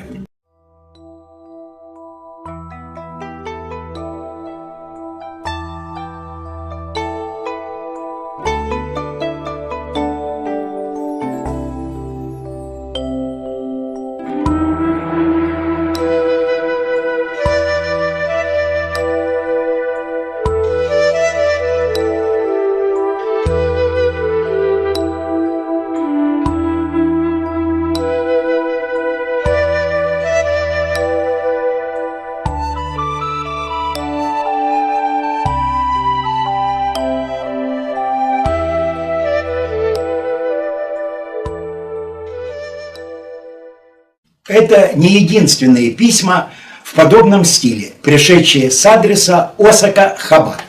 Вообще, я показываю вам далеко не все послания, а только наиболее яркие из них, которые содержат саморазоблачающие откровения глубинных тварей. Но поверьте, моя почта переполнена их гноем. Почему я все-таки решил показать эти два письма? Хотя изначально не собирался этого делать. Объясню. Вы раньше когда-нибудь слышали о японских евреях? Лично я нет. Не только потому, что они никак себя не проявляли, но и по причине их крайне мизерной численности. Все изменилось, когда в рамках программы международной экспансии на территорию Японии вполз Хаббат. Короткая справка из Википедии дает некоторое представление о евреях Японии. Евреи в Японии. Еврейская диаспора, проживающая в Японии, в основном в городах Токио и Кобе. Евреи являются одним из самых малочисленных народов Японии. Их количество насчитывает не более 1850 человек на данный момент, то есть 0,000000 0,016% населения страны. Хотя люди, исповедующие иудаизм, известны в Японии еще с 16 века. Основная часть евреев появилась в стране после конца Сококу, то есть политики самоизоляции, перед Второй мировой войной. Главными считаются две синагоги. Это синагога Бет Давида в Токио и Охел Шлома синагога в Кобе. Помимо этого действуют два центра Хабада в Токио. По состоянию на конец июня 2023 года в Японии проживало 704 гражданина Израиля. Уверен, что на данный момент хаббатских центров в Японии гораздо больше, чем два. Во всяком случае, в городе Осака он точно есть. И еще несколько говорящих фактов из еврейской электронной энциклопедии. В 1970-х годах, первой половине 90-х годов в Японии проживало около 1000 евреев. Из них лишь около 200 постоянно. Среди них преобладали представители международных финансовых и торговых корпораций, бизнесмены, журналисты. В стране выходило, особенно во второй половине 80-х, первой половине 90-х, сравнительно много книг юдофобского характера. Японские власти не пытались запретить или ограничить распространение подобных сочинений. Для Японии характерным оставался феномен антисемитизма без евреев. Часть японцев, не зная, чем еврейский народ отличается от других народов мира, убеждена, тем не менее, в том, что он является носителем зла и строит козни против их страны. Итак, что мы узнали? Корневых евреев в Японии практически нет. Даже то мизерное число евреев, которое находится на территории этой страны, в основном не проживает в ней постоянно. Чуть ли не половину из так называемых японских евреев составляют граждане Израиля. Но этого мизера оказалось достаточно, чтобы Хаббат внедрил в японскую землю свои гнойные стержни, конечно же, под благовидным предлогом удовлетворения бытовых и религиозных нужд мифической еврейской общины. Для придания весомости этой общине была подтянута местная секта жидовствующих, исповедовавшая иудаизм еще с XVI века. Не удивлюсь, если в целях вербовки хаббатники накачали их сказками об очередном потерянном еврейском колене, которое вдруг обнаружилось в стране восходящего солнца, а заодно сформировали жидо-самурайский ДРГ, которые никак не доползут до Харькова. Что же касается духовного наполнения японской еврейской общины под руководством Хаббада, то оно исчерпывающе представлено порнографическим гноем в адресованных мне посланиях. Мне остается поблагодарить моих адресантов за любезно предоставленный бесценный иллюстративный материал. Гнойную тему продолжит следующий фрагмент послания от раввина Бинского, чтение которого мы прервали для столь объемного, но крайне необходимого комментария. Читаем.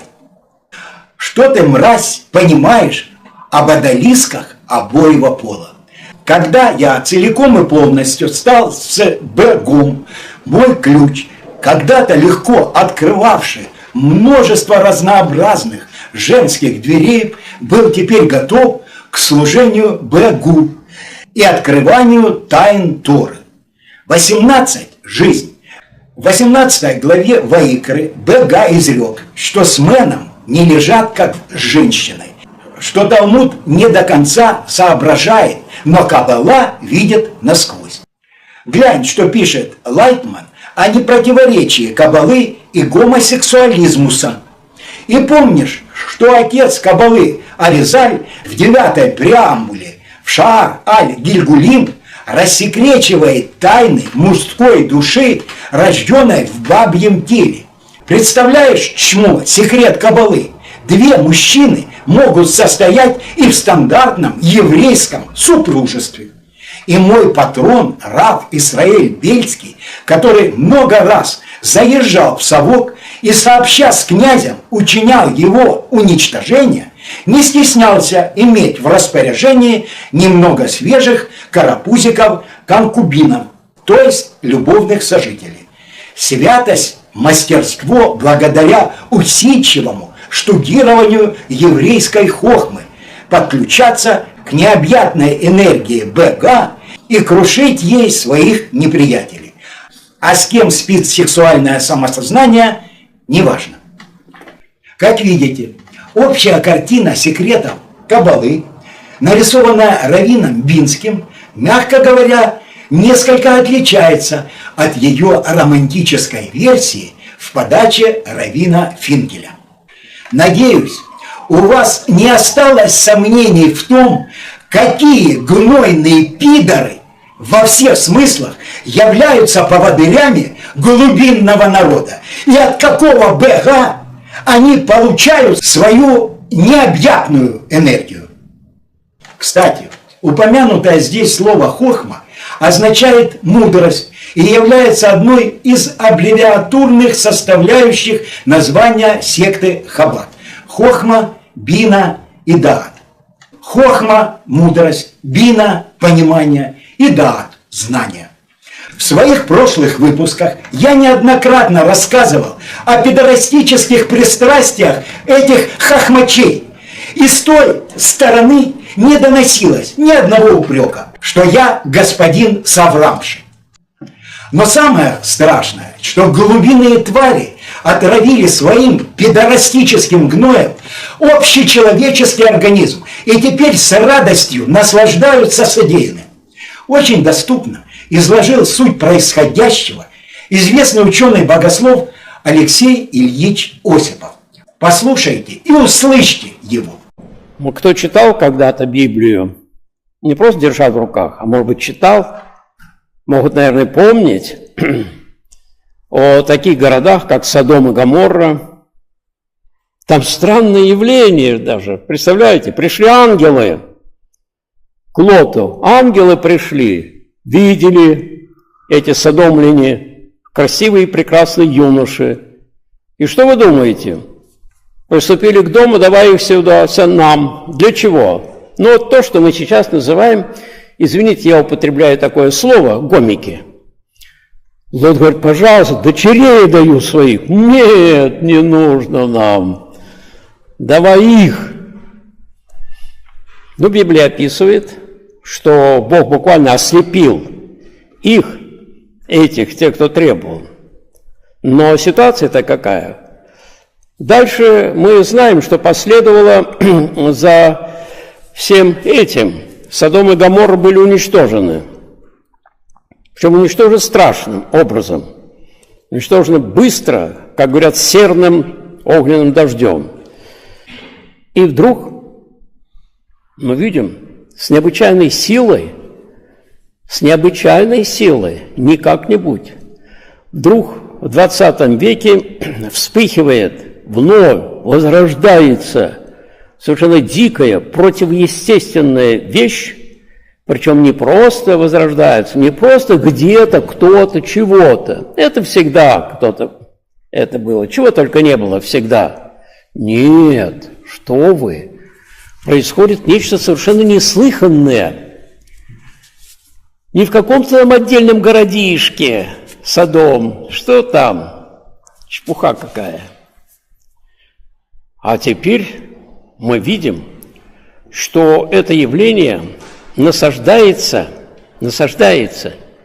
не как-нибудь, а с такой силой и с применением таких средств, что можно только удивляться. Причем, учтите, что за это явление стоит ничтожная кучка людей. Но эта кучка людей, оказывается, проникла в правительство, в парламенты и в прессу. Кстати, обращаю ваше внимание, на фоне чего это происходит? На фоне отчаянной пропаганды свободы личности. На почве пропаганды демократии. Слово «демократия» – это власть народа. А демократия как себя проявляет? Ну, вот, например, парламент. Каким образом решается тот или иной закон? Большинством. Просто большинством. Большинство приняло. Ну что же, меньшинству приходится подчиняться. Это же демократия, правда? И вдруг здесь, под аккомпанемент пропаганды демократии, вдруг точно наоборот.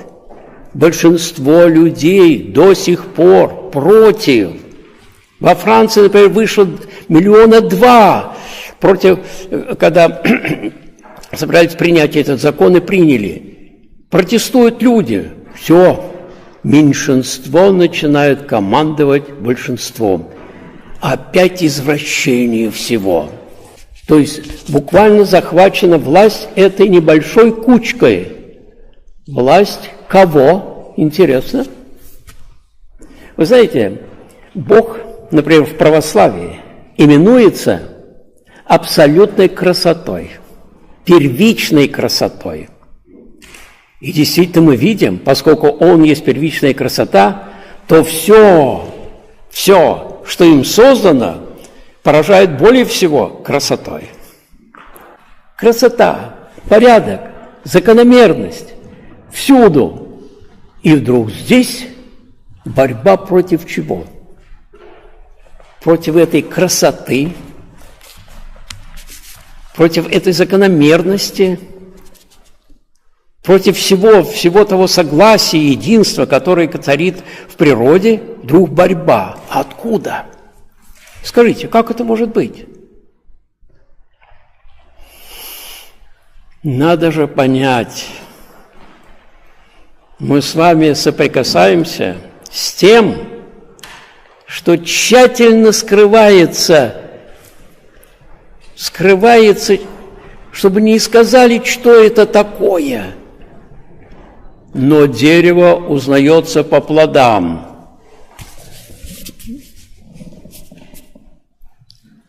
Все это противостоит не чему-либо.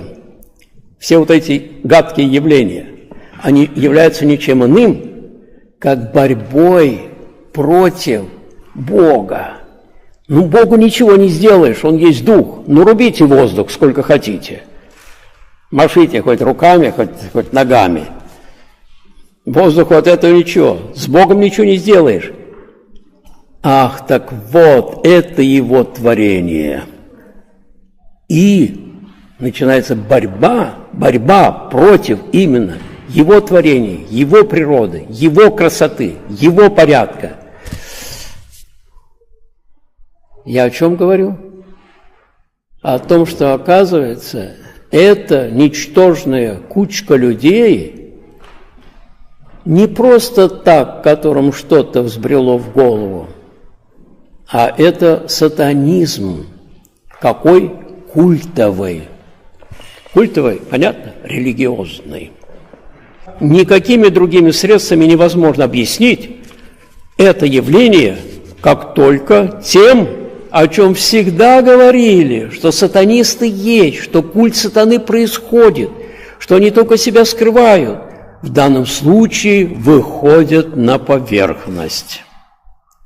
Конечный этап, разве непонятно? Да. Станет тот во главе мира, кто объявит себя Богом и Царем Вселенной. Будет выдавать себя как Бога. А кто выдает себя как Бога? Ну, всем, кто с христианцем знакомы, знают, что сатана противостал Богу. Я Бог, а не ты Бог. Вот, оказывается, какие духовные истоки того явления, свидетелями которого мы сейчас, увы, являемся. Еще идет эта борьба. Но вы видите, как уже вся Америка Вся Европа уже порабощена. А теперь продолжим чтение послания. Ты, тварь, рискуешь задирать моих Талдот и Рава Зильбера. Зазубри, скотина, эти святые имена не имеют касательства к нашим хасидишим братьям с Хабада. Мы являемся литвише течением в Торе. Но сейчас мы совместно громим православный скот, чьим поводырем ты возомнился. Украина и Рашка вместе с Лукашляндией скоро сгинут. На их месте будет Великое Еврейское княжество, век, что будет здравствовать веками. И нафиг ты попусту ерепенишься, молвя магическое 30-буквенное заклинание. Ощущаешь, как мудрость практической каббалы эмансипирует тебя от ганоцри. То-то.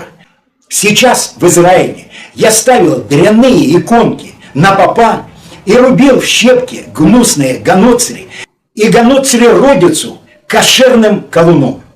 В Иерусалиме каждый день по приказу князя рубят и палят поганые иконы купно с опусами омерзительного Пушкина. Масса людей готовят твое окончательное решение. Мир необратимо трансформировался. Крах Рашки и ее культуры неминуч. Это скоро стрясется. Несмотря на то, что смысл этого фрагмента послания предельно ясен, тем не менее на некоторых моментах стоит заострить внимание. Автор письма представляет, как он выразился, литвиши течения в Торе. Это литваки, ортодоксальное течение в иудаизме, сформировавшееся на территории Литвы. До недавнего, по историческим меркам времени, литваки противостояли как хасидизму вообще, так и Хабаду в частности. Сейчас, как видите, их ряды сомкнулись.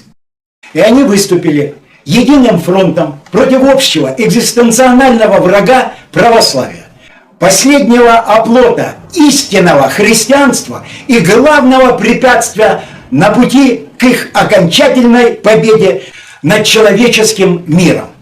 Так что, как видите, популяция глубинных тварей растет и все больше раззевает свою ненасытную пасть, чтобы проглотить, как они выражаются, Украину и Рашку вместе с Лукашляндией. Конечно же, предварительно зачистив земли Святой Триединой Руси от православного скота. С прискорбием нужно отметить, что на украинской части русского православного мира эта дьявольская зачистка вступила в свою завершающую стадию. Более того, я абсолютно уверен, что в числе икон, которые по приказу князя Гольдшмидта попали под кошерный колун, значатся бесценные духовные сокровища, вывезенные из Киево-Печерской лавры. Что же касается другой части некогда христианского мира, то с ним расправляются посредством так называемой духовно-культурной революции. Точкой революционного отсчета можно считать Второй Ватиканский собор, принявший декларацию Ностра Аэтате, декларацию братания католиков с иудеями. Причем последние названы старшими братьями христиан. Следующим шагом стало провозглашение иудео-христианства, а через некоторое время Христос оказался бездомным. Один из этих кощунственных образов расположен в самом сердце Ватикана. А по соседству у входа в больницу Святого Духа пристроилась еще одна работа того же скульптора – Иисус, просящий милостыню. Множественные копии Христа в образе нищего, безликого изгоя также разлетелись по всему миру. Думаю, вы сами можете догадаться, кто стоит за масштабным финансированием этой, с позволения сказать, культурной программы. Одним из наглядных достижений глубинных революционеров стало пресловутое открытие Олимпиады в Париже. Что же касается закрытия Олимпиады, то оно вполне оправдало ожидания русской француженки Елены Кондратьевой Сальгеро, Вышеприведенное интервью, с которой вышло под названием «Закрытие будет еще похлеще». Посмотрите короткий отрывок из этого действа, пронизанного знаками и символами. Это видео я сопроводил музыкальным фрагментом из симфонической поэмы великого французского композитора Камиля Сен-Санса под знаковым названием «Пляска смерти».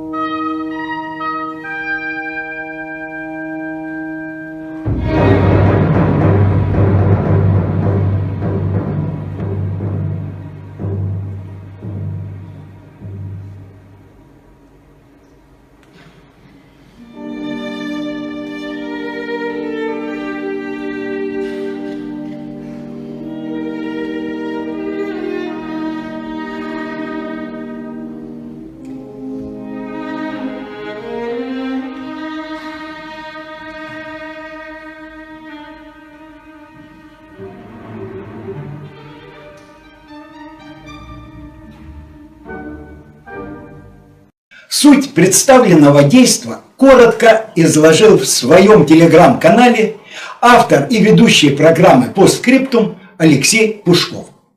Авторы церемонии закрытия Олимпийских игр 2024 в Париже обещали сошествие Сына Зари. Оно и спустилось на стадион Стад де Франс. То ли насекомое, то ли дьявол, скорее последнее, но точно не человек. Смысловая стилистика скандального открытия была бережно сохранена и даже получила развитие. Образ Люцифера не дает покоя организаторам Олимпиады. К этому добавлю еще пару глубинных штрихов. Флаг, который вручают Сыну Зари некие человекоподобные существа, это флаг Греции. Но в данном ритуальном контексте этот флаг ассоциируется вовсе не с родиной олимпийского движения, а с православием, имеющим греко-византийские корни. Недаром термин «греческое православие» исторически используется для описания всех православных церквей. Главными же хранителями греко-православного наследия Византийской империи является Русская Православная Церковь и сама Россия, как Третий Рим, и четвертому не быть. На фоне откровений, изложенных в послании Раввина Бинского, как, впрочем, и в массе других посланий с той стороны, греческий флаг в руках сына Зари обретает вполне определенный символический смысл. Что же касается появления рядом с сыном Зари обезглавленного белого ангела, то этот образ говорит сам за себя. Как отметил Пушков, образ Люцифера не дает покоя организаторам Олимпиады. Я бы уточнил, этот образ не дает покоя их глубинным заказчикам и вдохновителям, которые возносят самые горячие свои молитвы именно сыну Зари. Напомню несколько строк одного из посланий, полученного мной больше года назад. Зачитаю сразу в русском переводе. По благословению местного городского раввина для сына Зари 10 посвященных в Днепре взошли на крышу миноры, и в них Алот Хашахар впервые за долгое время отворили чертог Асии и вызвали на тебя силы лучей солнечной бури Симангелафа, которые будут преследовать тебя до конца твоих дней. А пока конец моих дней не наступил, хочу напомнить еще об одном мероприятии, предтечей нынешней Олимпийской дьяволяды. Речь идет о церемонии открытия Готарского тоннеля в Швейцарии 1 июня 2016 года, на которой успешно прошло презентационное явление Бафомета. Это событие, носившее локальный внутриевропейский характер, стало генеральной репетицией перед глобальной олимпийской презентацией. Да и чему удивляться, если очередной этап глубинной культурной революции прошел под бурные аплодисменты лидеров ведущих европейских стран, присутствовавших на открытии тоннеля.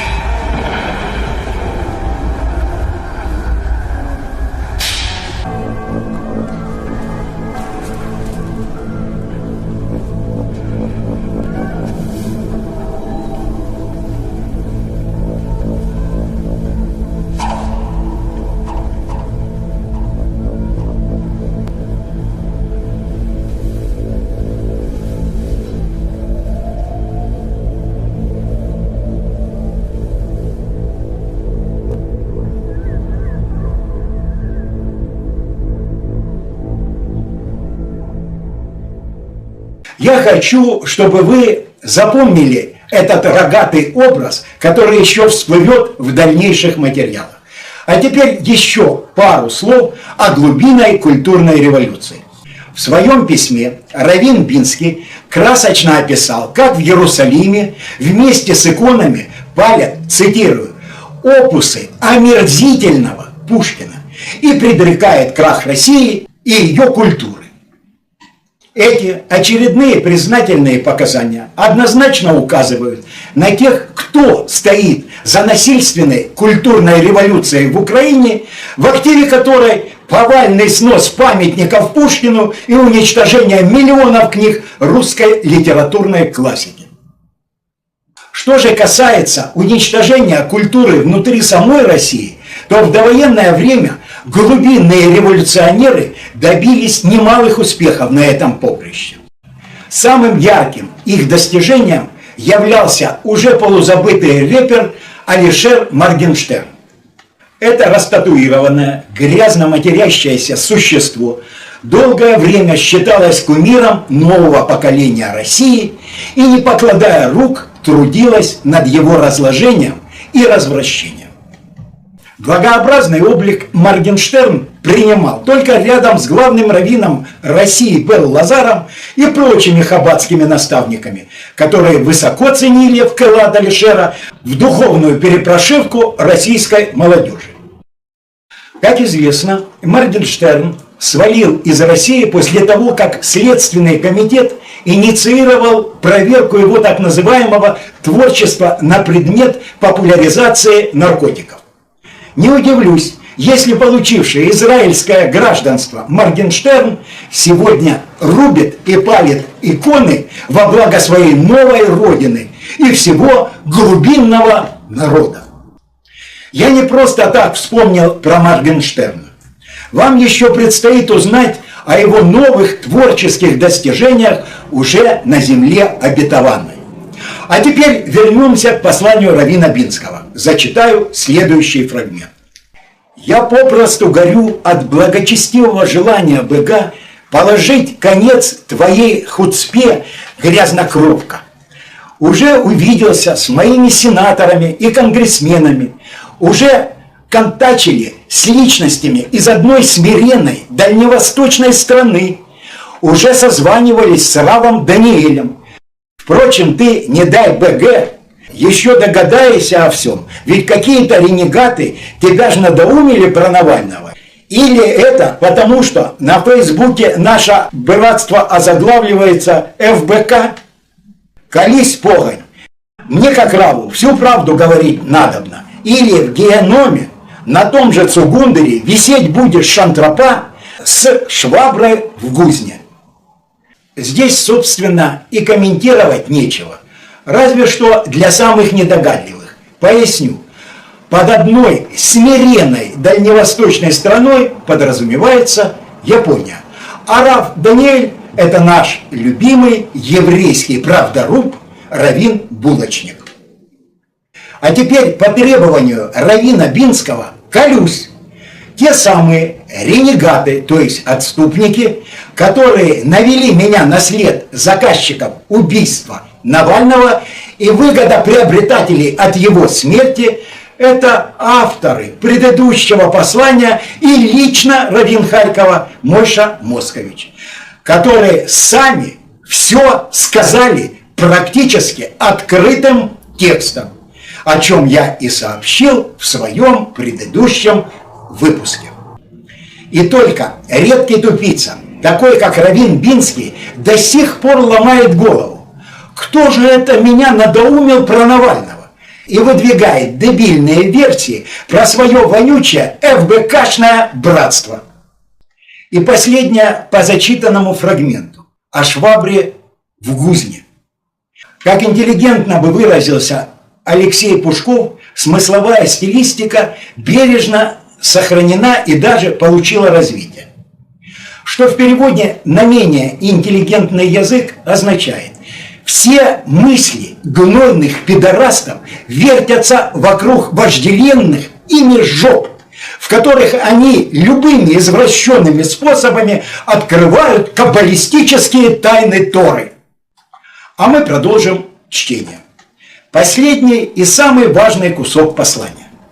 Кончилось 2000-летнее время, когда мы боялись и прятали наше основное лицо. Когда в Шавуот, в сокровенной комнате Санхедрина из ковчега Завета выметнулась машина погибели человечества, то наш триумф над миром стал обеспечен. Мы больше не страшимся никого, тем паче рашистских выблядков. Дальше фраза на немецком. Собаки должны умереть. Даже человеческая, то есть еврейская, потому что другие не люди. Жизнь не стоит ничего, если человек не служит религиозным лидерам поколения и цадикам, то есть князю. Мне уже давали слово политики, что наших врагов ожидает колоссальный термоядерный удар, который нанесут США, РС, то есть Израиль, и Непон, это второе название Японии. Тогда, наконец, исполнится полупророчество 7 главы Амоса об огне, выжигающем океан и часть суши, что станет явью только при ядерном наказании оккупантов нашей земли. И мы новый мир построим. Далее следует один и тот же текст на иврите, английском и русском языках. Тайная комната открыта. Трепещите, враги наследника. Рав Авраам Моше Бинский. Бам. Ну что ж, все предельно ясно. Как видите, глубинные твари снова же сами все говорят. И только слепцы до сих пор не видят истинное лицо врагов всего человечества, которое они тысячелетиями скрывали под фарисейской маской невинных гонимых жертв. На фоне всего вышесказанного задайтесь вопросом: а если православный и весь остальной человеческий скот посчитает все 16 еврейских миллионов угрозой приближения погибели человечества, что это будет? Проявление антисемитизма или акт самозащиты? Задайтесь еще одним вопросом.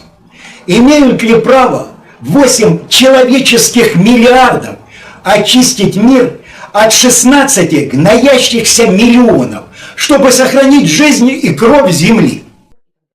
Кому-то такая постановка вопроса кажется слишком радикальной. Ну что делать? До тех пор, пока еврейское большинство не исторгнет из себя гнойные стержни, до тех пор, пока оно все больше к ним прижимается, позволяя выносить приговор миру от имени всего еврейского народа, эти вопросы будут только обостряться. Для сомневающихся приведу конкретный пример еврейского подхода к определению коллективной вины. Вашему вниманию несколько отрывков из авторского материала Дмитрия Гордона, опубликованного на его же гнойном сайте. Россия – фашистское государство, и ответственность несет не только Путин, но и все россияне.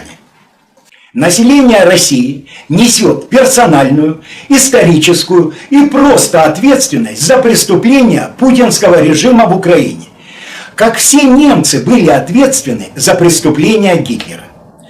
Говорить о том, что Путин виноват, а русские не виноваты, это категорическое зло.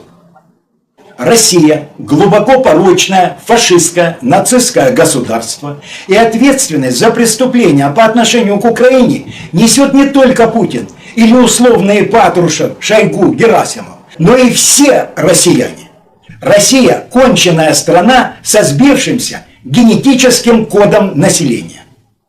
Для справки, на территории России проживает более 190 народов. И все эти народы, большие и малые, объявлены совокупным злом со сбившимся генетическим кодом. Можете не заблуждаться по поводу того, что это персональное отражение мыслей гнойного выродка Гордона.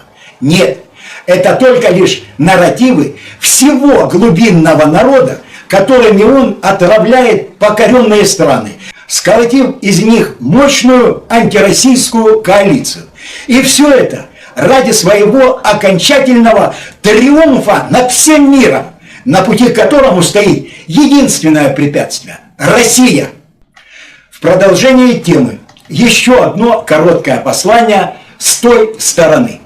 Его можно назвать очередным чистосердечным признанием от еврейского антимира. Это письмо на немецком языке пришло с доменного адреса конференции европейских раввинов, которую, как вы помните, возглавляет августейший князь Гольдшмидт. Тема письма в переводе на русский гласит: «Скажи шалом». Дата отправки 13 августа, то есть 9 ава по еврейскому календарю. Это подчеркнуто и в теме послания. Напомню, какой сакральный для евреев смысл несет дата 9 ава. В этот день с разницей примерно в 500 лет были разрушены первый и второй иерусалимские храмы. А кроме того, случилось множество других знаковых бед еврейской истории. Похоже, к одной из таких бед теперь причислен и я. Во всяком случае, такой вывод напрашивается из подчеркнутого выпячивания даты отправки послания. А теперь ознакомимся с его содержанием. В русском автоматическом переводе оно выглядит так. Конец России приближается. Владимир Путин трясется от страха. Слава нашему лидеру раввину Гольдшмидту. Значение города Курск, согласно мудрости нумерологии, соответствует числу 466. Такое же число у слова «удары», то есть у названия трактата Макот, который наш князь перевел на русский язык. Прошло 80 лет, но в Курск вернулись мощные немецкие танки. Наши войска уничтожают вонючий русский народ.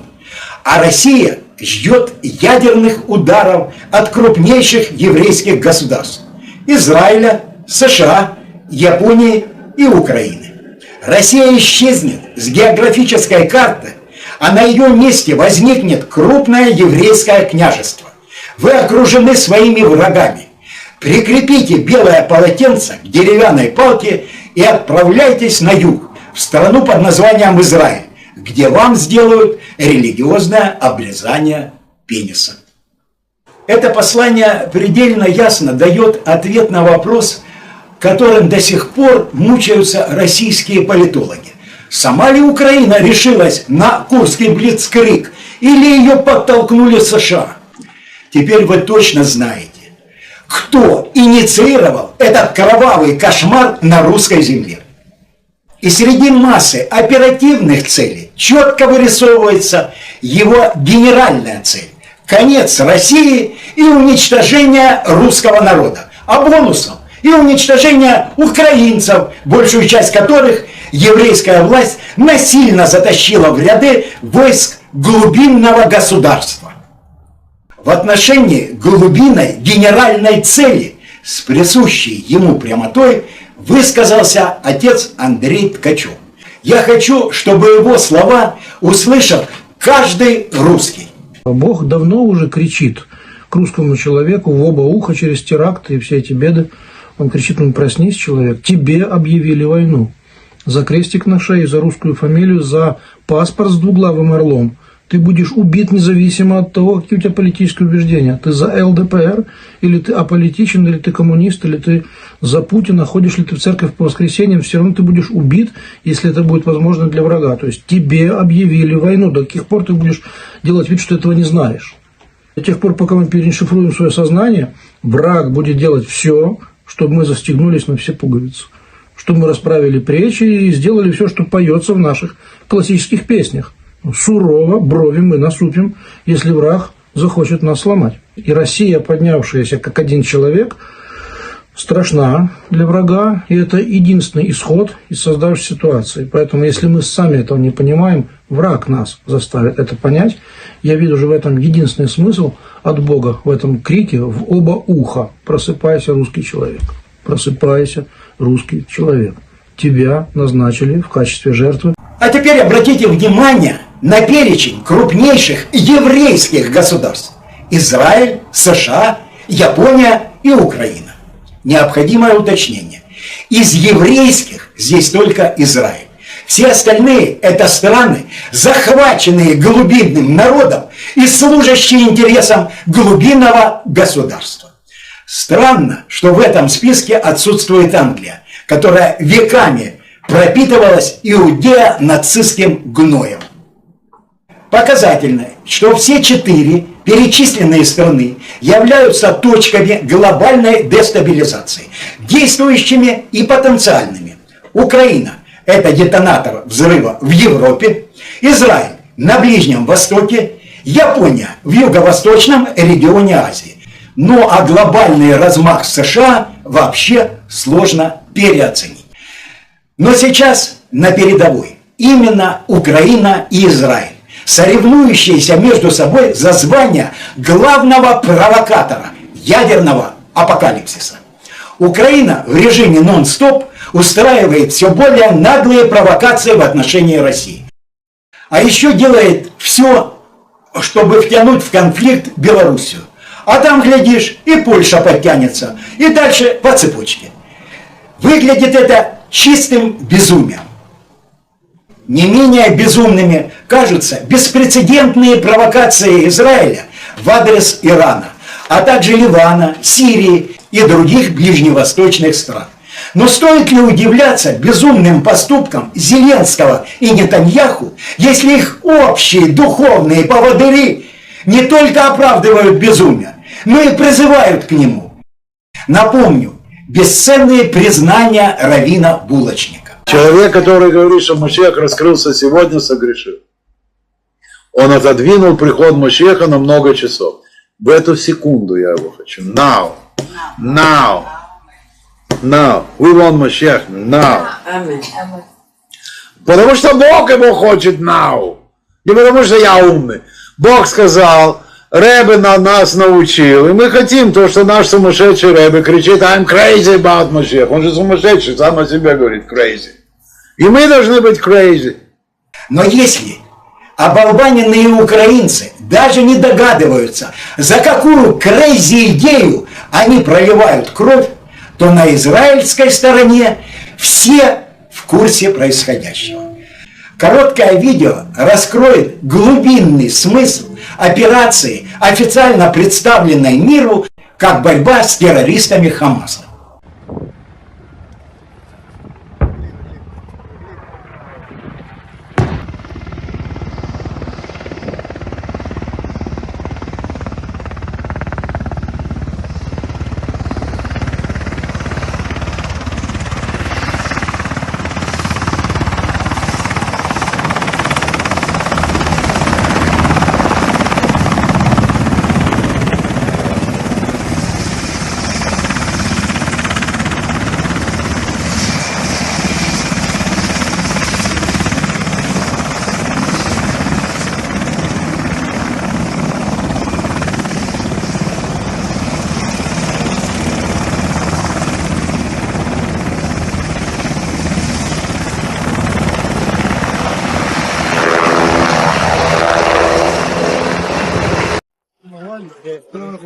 תן לו, תעניק לו, תן לו, תן לו. עוד טוב, תחזור לשלום. לא, מה לך, רב? יהיה בריא. תחזרו לשלום.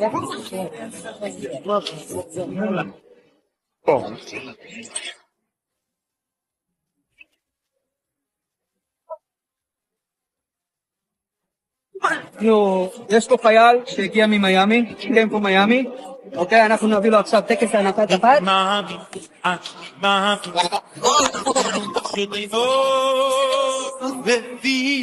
המשיח, אני מאמין, אני מאמין, באמונו שיבוא, בביאה המשיח, אני מאמין, משיח, משיח, משיח.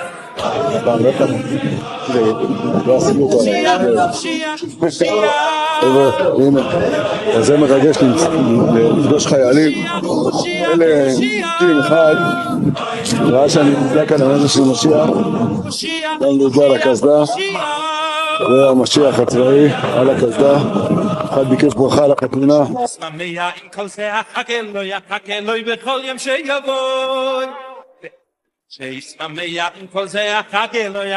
חבר'ה, זה מה שנשאר מ-25,000 פיצ'רים אלה לחיילים. מאמין, אני מאמין באמונו של אמו.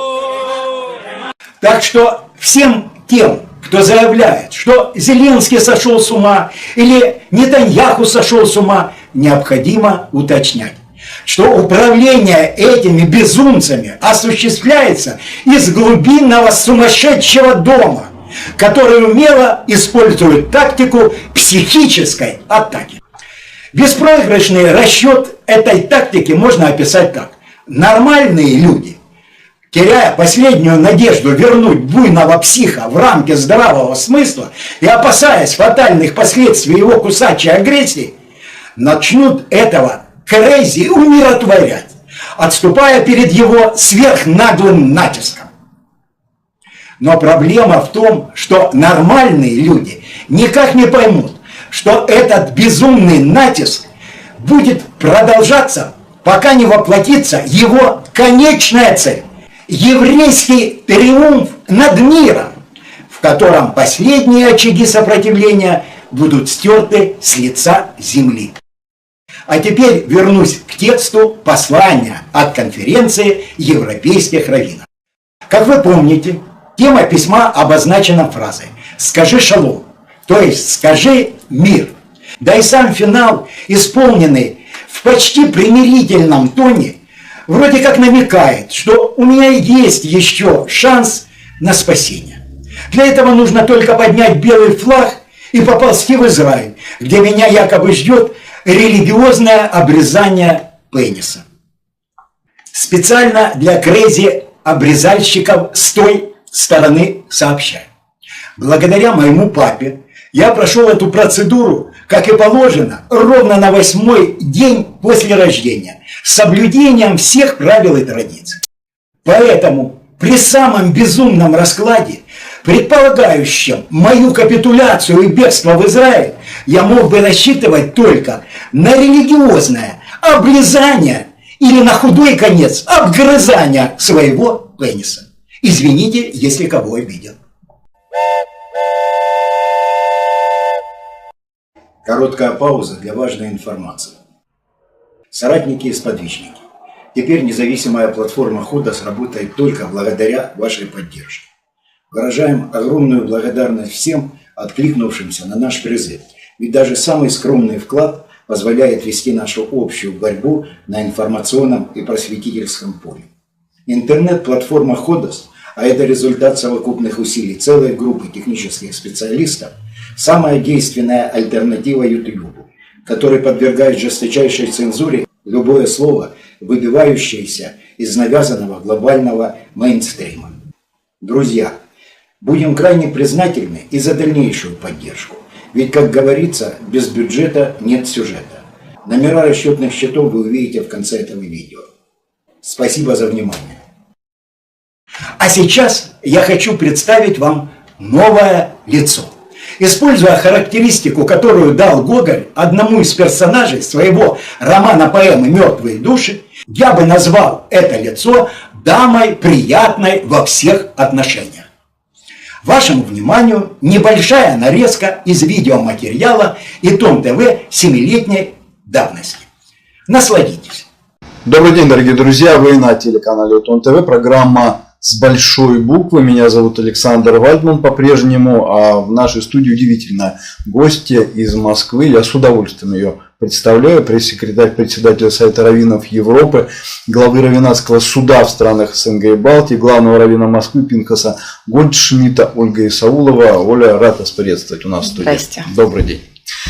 Оль, я по своей привычке стариковской, когда готовлюсь к программам, стараюсь много почитать о своем госте. Я тоже, естественно, почитал. Обнаружил замечательно любопытнейшее интервью в издании под названием «Москва-Иерушалаем». Это журнал московских евреев. Вы там рассказывали о том, среди прочих гостей этого издания, рассказывали о том, как вы из Петербурга в Москву перебрались, чтобы работать пиар-менеджером спортивного проекта, который в итоге не состоялся. И далее, Оль, по тексту.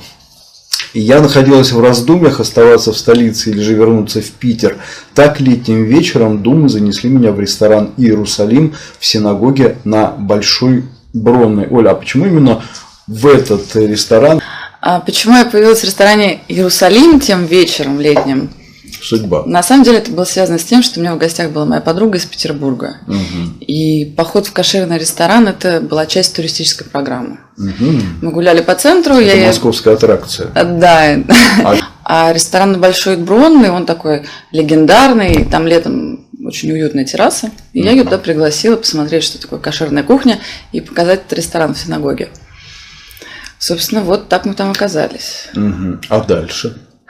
Мы пришли в ресторан и заказали суп, грибной суп. Угу. И ничто не предвещало. И то ли я вышла покурить, то ли я...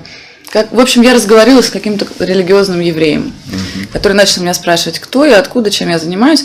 Так мы познакомились с Хаимом Айзенштадтом, которого очень хорошо знают в Москве. Мне кажется, что его знают вообще не только в Москве, а везде. Мы обменялись контактами и начали общаться, и как-то случайно я оказалась на шаббате у раввина Шимона Левина.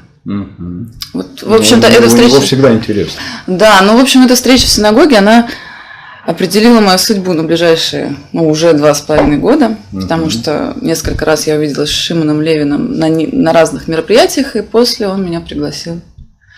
Он сказал, что они ищут человека, и было несколько встреч с Шимоном, потом с Рав Пинхасом, и спустя какое-то время я оказалась. Оль, а Исаулова ведь очень редкая такая еврейская фамилия. На самом деле вопрос фамилии Исаулова не беспокоил меня. Я была уверена, что это фамилия казахская, и история семьи гласит, что прадед был очень плотно как-то связан с этим. И меня это не беспокоило до тех пор, пока Рав Пинхас не сказал мне, что вполне возможно, что фамилия Исаулова происходит от слова «Эсав». То есть очевидно, что фамилия Исаулова происходит от слова «Исаул», но вот как появилось слово «Исаул», возможно, оно как раз и появилось от слова «Исав», я не вообще знаю. Само слово «казак» тоже.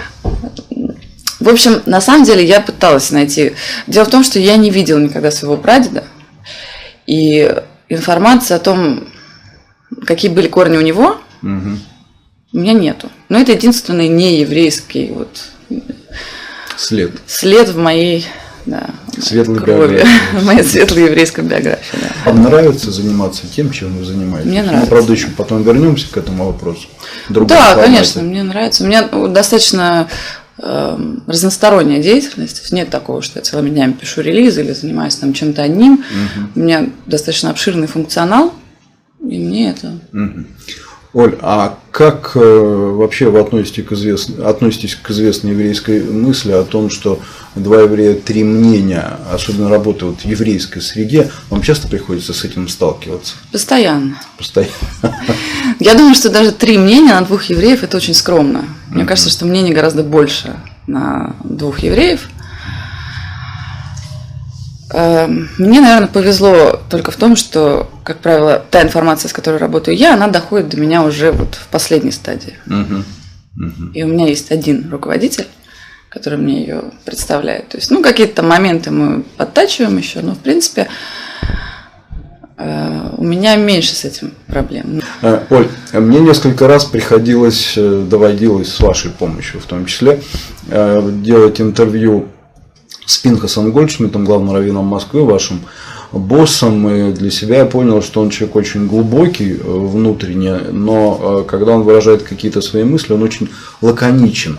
Вот как вам удается его глубокие мысли облекать в печатное слово, причем развернутое печатное слово, надеюсь, без помощи непечатных? Обходимся. Во-первых, все-таки у нас складывается какой-то диалог. И Рав Пинхас, понимая, что с ним работает пресс-служба, я не единственный человек, есть еще пресс-служба в Израиле, есть пресс-служба в Лондоне, которая работает по Европе. Безусловно, есть какой-то диалог. Но поскольку Рав Пинхас часто отсутствует, и действительно иногда есть какой-то недостаток информации, как раз вот в вышеназванном журнале я рассказывала о том, что иногда мне приходится очень много читать и узнавать по ходу. И это очень хорошо для меня лично, потому что развитие, чтобы правильно изложить эту мысль. Потому что, естественно, Рав Пинхас со своим опытом и знаниями превосходит меня на много уровней. И я стараюсь, то есть, все правильно понять, какую-то информацию найти, которой мне не хватает для того, чтобы правильно это написать, эту мысль правильно передать. Но, в принципе, у нас еще по нашим европейским событиям у нас пресс-служба работает более-менее централизованно. То есть мы можем друг другу помогать. Рав Пинхас дает нам какие-то тезисы на все пресс-службы, мы их адаптируем под свою целевую аудиторию, Россия, Европа, Израиль, и можем друг другу помочь, подсказать, как лучше действовать, что лучше, как это лучше написать. Скажите, пожалуйста, работа пресс-секретаря главного раввина Совета Европы, так это, по-моему, называется. Председателя Совета раввинов Европы. Она чем-то отличается в буквальном смысле от работы пресс-секретаря главного раввина Москвы? Кроме того, что писать приходится по-английски, или вы не пишете эти пресс-релизы по-английски? Я их перевожу скорее. То есть у нас конференция проходит в основном на английском языке.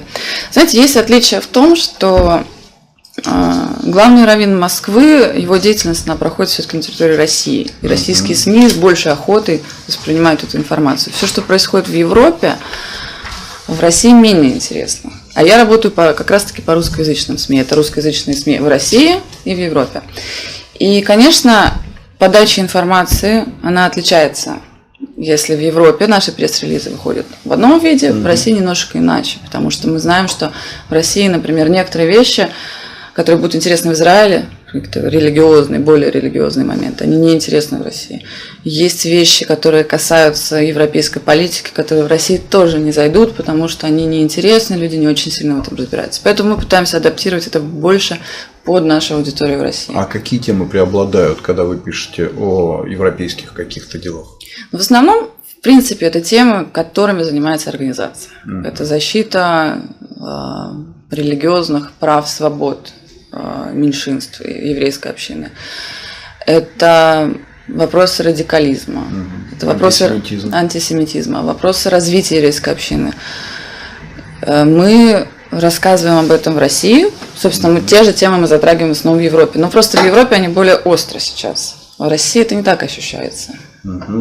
И последний вопрос от Бернара Пиво. Если Бог существует, ну для вас, очевидно, это вопрос очевидный, да, он существует, наверное.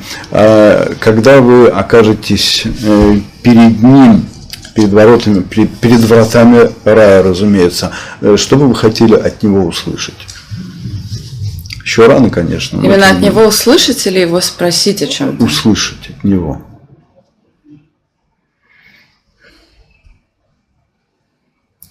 Какой-то вердикт, наверное.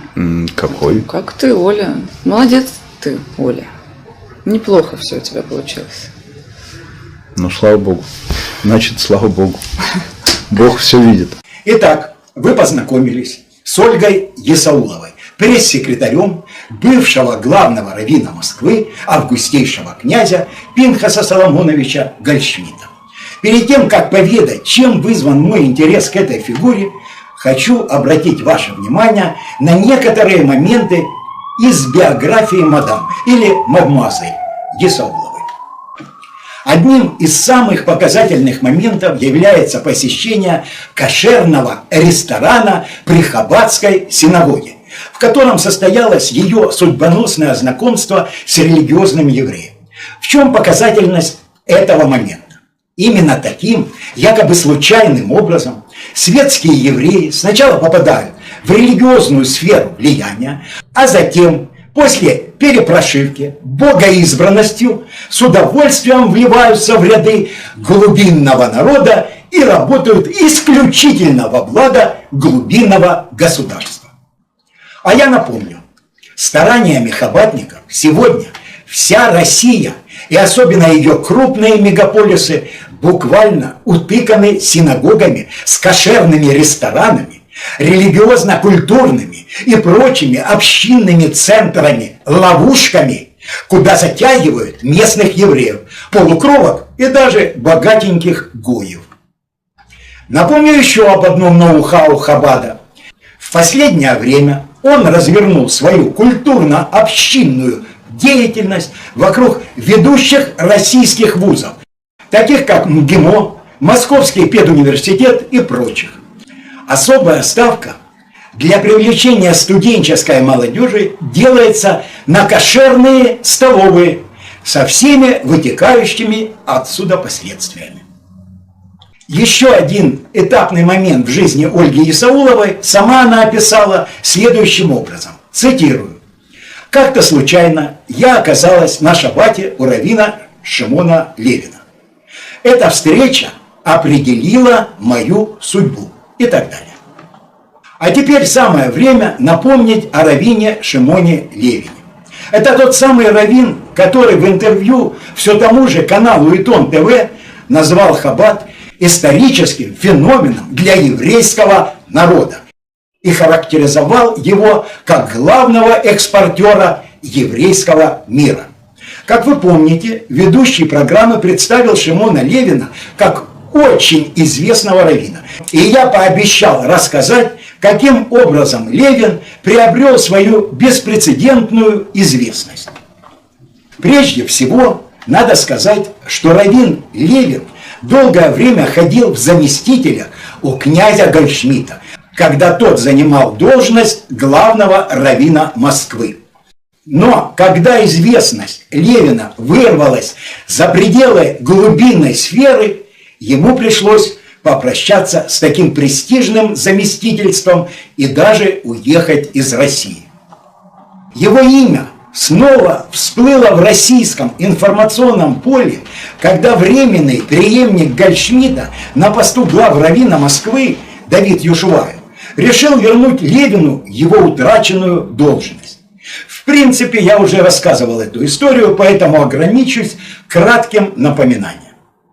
Юшуваев, наплевав на мнение общины, намерен восстановить своим заместителем Шимона Левина, также вляпавшегося в скандал с сексуальным подтекстом.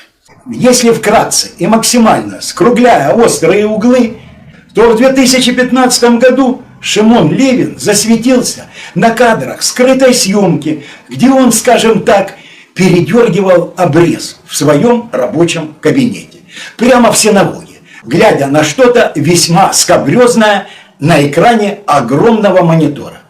Во всех подробностях. Итог закономерен. За рукоблудие на рабочем месте господин Левин в 2016 году был изгнан с позором с занимаемой должности общественным и религиозным. В скобках заметим, что видео с его циничным надругательством над галахическим кодексом обошло Рунет, и альтернативных трактовок в силу своей откровенности оно не оставляет. Шимон Левин известен не только в еврейских кругах Москвы, но и в Европе гораздо шире.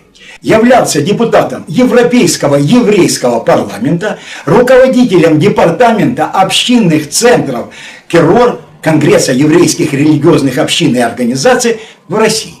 Был одним из создателей и руководителей фонда поддержки религиозного образования в бывшем СССР «Маалот», участником организации «Хуля» при конференции европейских раввинов.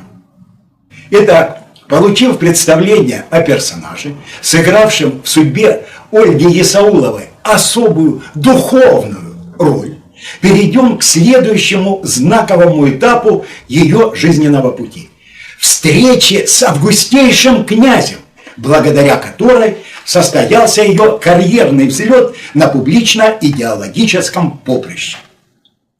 С удовольствием окунувшись в глубины нового, неизведанного мира, Ольга быстро в нем освоилась, научилась схватывать на лету мысли своего патрона. и находить оптимальную форму их подачи с учетом специфики той или иной целевой аудитории. Но случился 22 год. Рав Пинхас покинул воюющую Россию, а оставшаяся в Москве Ольга Есаулова сменила официальный статус пресс-секретаря главного раввина Москвы и главы конференции европейских раввинов на гораздо более серую должность – пресс-секретаря МИРО. Что означает эта аббревиатура и как изменилась публичная позиция Есауловой, вы узнаете из материала на сайте Российского института религии и политики, датированном январем 2023 года. Призывы бывшего главного раввина Москвы Пинхаса Гольдшмидта к евреям покинуть Россию не влияют на работу Московской еврейской религиозной организации МИРО и на жизнь прихожан синагог, заявила пресс-секретарь МИРО Ольга Есаулова. Призывы бывшего главного раввина Москвы Пинхаса Гольдшмидта о необходимости евреям выехать из России – это его позиция, которую он считает нужным озвучить. На нашу организацию это не влияет. Еврейская жизнь в Москве продолжается, и наши раввины работают именно для этого. Как слова Рава Гольдшмидта влияют на каждого отдельного еврея страны, я не знаю. Такой статистикой мы не располагаем, сказала Есаулова. Как видим, холодное заявление Есауловой пронизано подчеркнутой дистанцированностью от прежнего босса. Можно было бы списать это на глубокую разочарованность в жизни, в которой на смену бурной творческой деятельности, связанной с высоким полетом мысли князя Гольдшмидта, пришли серые будни с написанием унылых пресс-релизов. Но перед тем, как развить это самое «но», приведу в качестве примера один из таких пресс-релизов, разошедшийся как под копирку по всем российским СМИ. Главным раввином Москвы стал израильтянин Иосиф Каменецкий. Москва, 13 мая. Иосиф Каменецкий станет новым главным раввином Москвы взамен уехавшего в Израиль после начала СВО Пинхаса Гольдшмидта, признан в РФ иностранным агентом, сообщили Интерфаксу в понедельник вечером в пресс-службе Московской еврейской религиозной общины МИРО. Раввин Каменецкий, в свою очередь, приехал из Израиля, однако прежде уже работал в российской столице. Прибытие раввина в Москву является еще одним звеном в череде изменений в общине, направленных на укрепление изучения Торы и еврейского образа жизни, сказали по случаю его приезда в пресс-службе МИРО. Вот только пресс-служба МИРО в лице Ольги Есауловой не посчитала нужным сообщить хоть какие-то минимальные сведения о новом раввине Москвы.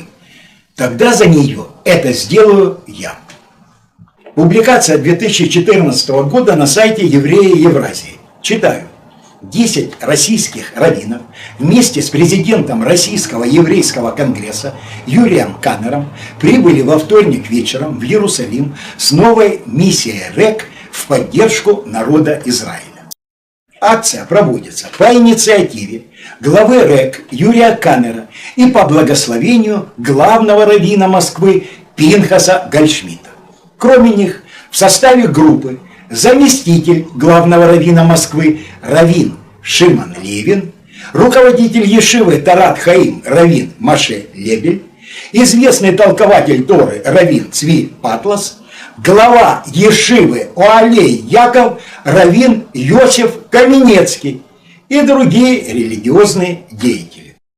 А теперь поинтересуемся, что же это за Оалей Яков, во главе которой стоял новоиспеченный главный раввин Москвы. Информация с сайта Талдот. Москва. Община Агалей Яков. Агалей Яков – это и ешива, и колель, и община. Ешива была создана в начале 90-х годов раввином Пинхасом Гольдшмидтом в в хоральной синагоге при поддержке группы американских спонсоров. Таким образом, элементарно сложив 2 плюс 2, приходим к очевидному выводу. Иностранный агент Гольдшмидт прислал своего агента Каменецкого в столицу Российской Федерации с особой миссией, зашифрованной в сообщении пресс-службы МИРО как укрепление изучения Торы и еврейского образа жизни. Думаю, вы уже достаточно подготовлены, чтобы читать между еврейских строк и улавливать их глубинный смысл. Остается поздравить Москву с тем, что у нее теперь есть свой Каменецкий. Я не знаю, связывают ли какие-либо родственные нити днепропетровского раввина Шмуэля Каменецкого с московским раввином Йосифом Каменецким. Но то, что им обоим к лицу черная шляпа, это очевидно. А теперь вернемся к тому самому «но», на котором я прервал повествование о нашей героине Ольге Есауловой, и которое было связано с ее публичным дистанцированием от своего босса Пинхаса Гольдшмидта. Все дело в том, что в жизни Есауловой практически ничего не изменилось. Она даже сохранила должность пресс-секретаря Гольдшмидта. Конечно, не в статусе главраввина Москвы, а как главы конференции европейских раввинов и августейшего князя глубинного антимира.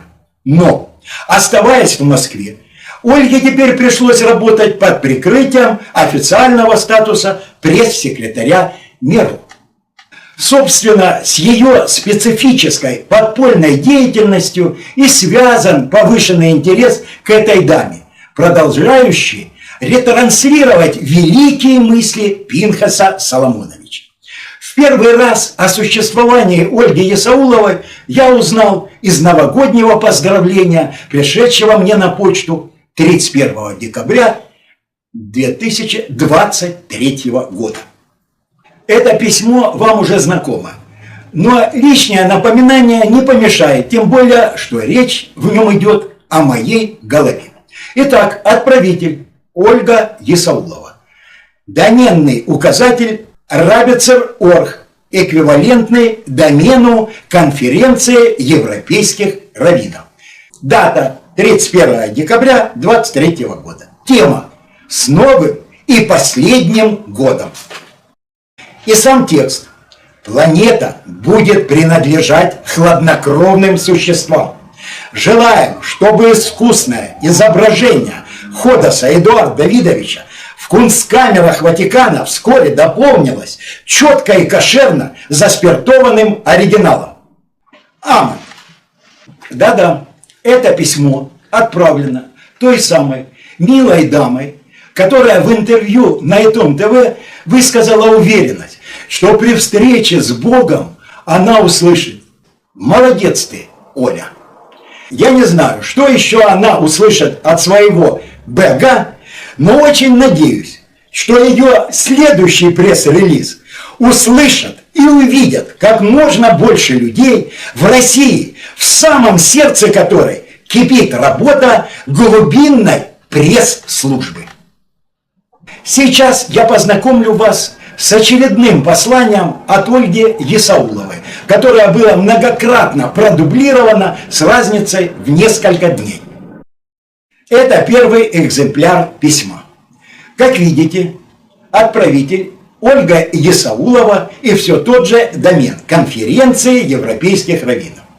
Дата отправки 15 августа 2024 года.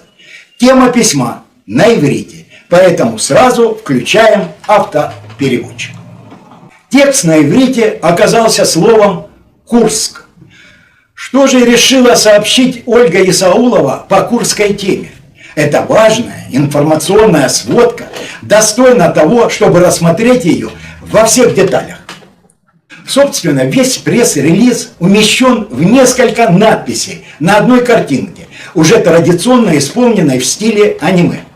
Я так понимаю, что это символическое изображение боевых одолисок августейшего князя, в число которых входит и милашка Есаулова. Вверху снова же текст на иврите. Но поскольку автопереводчик не распознает субтитры, вмонтированные в картинку, смысл этих каракулей остался для меня неизвестен. Зато смысл двух флагов, украинского и израильского, в контексте курской темы предельно ясен. Как предельно ясен и текст, размещенный внизу картинки. Вы видите слово «Курск», исполнено в желто-блакитных тонах. Снова же Курск на иврите и резюмирующая надпись «Чтобы русни не было». Еще раз. Курск, чтобы русни не было. Итак, в представленном пресс-релизе Есауловой четко обозначены заказчики, исполнители и генеральный план Курской дуги 2.0. И это практически открытым текстом сообщает гнойная тварь, сидящая в центре Москвы. Я бы никогда не позволил себе такие слова в отношении женщины. Но имею полное право адресовать их холоднокровному существу с абсолютно мертвой душой, которая выныривает из глубинного антимира в общечеловеческое пространство в образе дамы, приятной во всех отношениях. На этом фоне вынужден снова обратиться к спецслужбам Российской Федерации. У вас под носом активно действует агентурная сеть иностранного агента Гольдшмидта, возомнившего себя князем мира сего. А ваша толерантная пассивность приведет не только к очередному Курску, но и в конечном итоге к великому еврейскому княжеству на месте растерзанной бесами России. В этом контексте не могу не напомнить еще об одной московской фигуре. Ключевом резиденте глубинного государства на территории Российской Федерации. Это Берл Лазар, главный раввин России и по совместительству оператор Ковчега Завета, при личном участии которого была запущена машина погибели человечества. Об этом также открытым текстом сообщалось в одном из посланий с той стороны, которое я уже публиковал ранее. Напомню, сейчас даже газеты в Святой Земле подробно пишут о переданном князю Шлита чудесном ковчеге Завета. Слава нашему Бегу, Рав Лазар Шлита, позванный князем Шлита уже в Израиле и работает оператором ковчега Завета. Скоро над землей фашистских восточных славян взойдет торсионное солнце ковчега Завета. К тексту прилагается фото Берл Лазара в израильской военной экипировке. На фоне этого хочу показать краткий сюжет первого еврейского канала Стмеги, являющийся показательным примером того, как мимикрирует гной земли, просачиваясь из адских глубин на ее поверхность.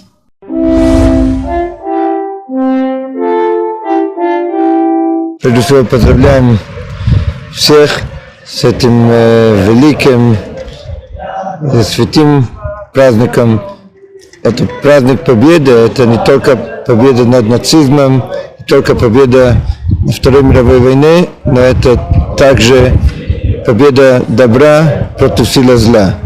Когда сегодня снова мы видим, что есть люди, которые распространяют идеологию, ненависть, националистические взгляды, распространяют рознь и ксенофобию, мы снова понимаем, какую цену нужно платить за свободу, за победу, и мы всегда будем помнить о подвиге, всегда будем благодарны Красной Армии за то, что они дали нам жизнь.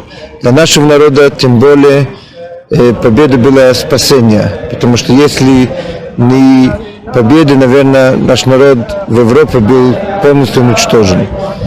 И сегодня мы помним мы также стараемся выучить правильные уроки от этой трагедии, чтобы, как мы всегда говорим, больше никогда.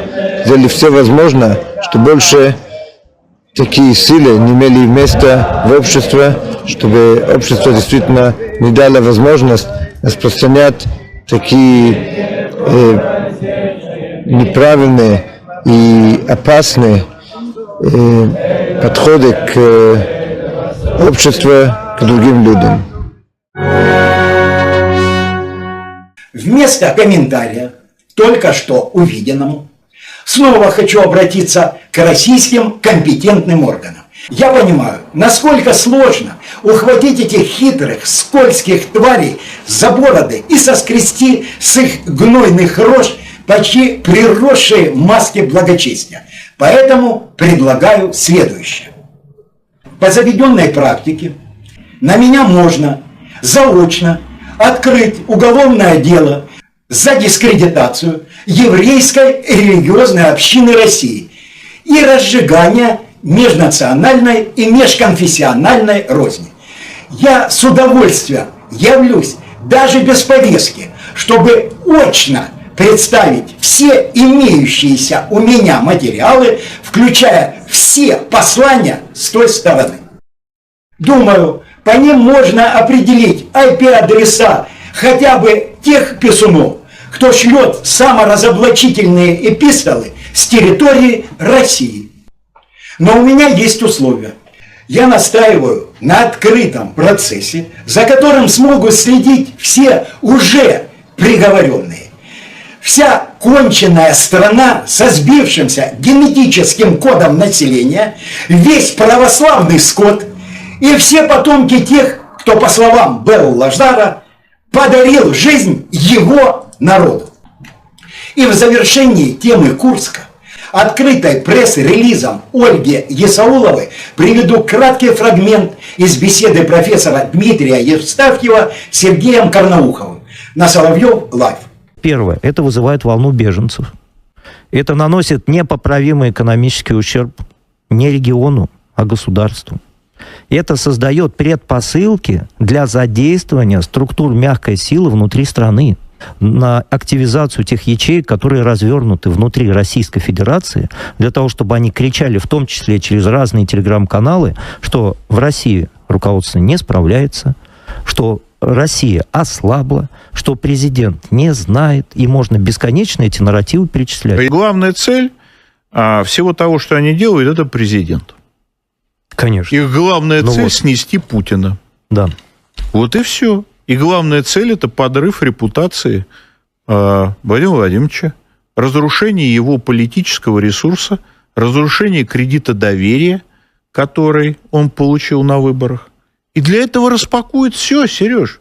Все закладки, всех спящих, да, даже суперспящих.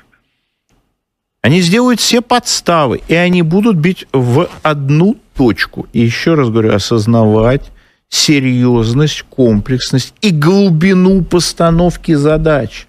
Это не захват Сунжи.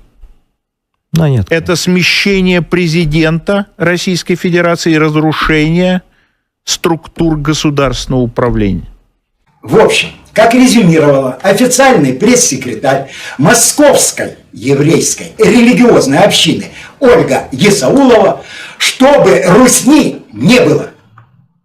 А теперь еще один подпольный пресс-релиз от ретранслятора мыслей августейшего князя. Итак, на манеже все те же. Ольга Есаулова и домен конференции европейских раввинов. Дата 8 июля 2024 года. Тема письма «С благословения князя». Развязка скоро. А теперь перейдем к содержанию послания. Надо сказать, что к работе над этим пресс-релизом Есаулова проявила поистине творческий подход, который наверняка по достоинству оценил августейший князь Гольдшмидт. Молодец ты, Оля! Итак, мы видим красочный коллаж, состоящий из многих символических и знаковых элементов. Он в чем-то напоминает известные ребусы, которые публикуют на своих обложках ротшильдовский журнал «Экономист». но в более примитивном и более прямолинейном исполнении. Полет мысли не тот. А теперь рассмотрим исауловский ребус поближе. В левом верхнем углу эмблема фонда Стмели. Горско-еврейской, подхабатной, глубинной структуры с головным офисом в Москве. Рядом каракули на иврите с неведомым смыслом. Возможно, они дублируют расположенный ниже текст на русском. «Воспою я ковчегу, ибо он сделал мне благо». Еще ниже надпись «Ашер, Алишер, Моргенштерн читает рэп Ковчегу Завета». Следующая строка. Закрытый показ с указанием номера телефона и электронным адресом. Перед тем, как перейти к открытому показу моргенштерновского творчества, рассмотрим соседнее изображение самого Ашера Алишера. Справа от его физиономии, помеченной числом зверя и Маген-Довидом, расположены ЛГБТ-флаги, опять же с Маген-Довидами и надписью «Шалом», то есть «Мир», на английском и на иврите. Думаю, этот символический образ отражает представление Моргенштерна и его духовных поводырей о будущем всего мира. Слева изображение Ковчега Завета, из которого, цитируя раввина Бинского, выметнулась машина погибели человечества, и которому теперь посвящает свои рэперные строки бывший кумир российской молодежи. Над головой дата рождения утренней звезды, а именно так переводится с идыша фамилия Моргенштерна. 17 февраля 1998 года, что соответствует 21 Швата 5758 года по еврейскому календарю. За спиной Моргенштерна никто иной, как Бафомет, да еще с Маген-Довидом во лбу. Он возвышается на фоне большого яркого Маген-Довида, исполненного в радужных цветах, как и общий фон всей композиции. Все эти символические и знаковые образы настолько однозначны, что нет смысла их как-то разжевывать. Поэтому вернемся к моргенштерновскому посвящению, способному затмить опусы омерзительного Пушкина. Заранее сделаю сноску. Английское слово «bitch», присутствующее в тексте, означает «сука». Поэтому при чтении я сразу использую русский перевод. Думаю, Ашер Алишер на меня не обидится. Тем более, что это никак не отразится на поэтической ценности его шедевра, посвященного Ковчегу Завета. Итак, я рожден 21 Швата, сучка, мурзик, я ёганый зверь, ковчегу пою, гля, серенады, мамочка, я, сука, еврей. В этом месте должен вступить хор.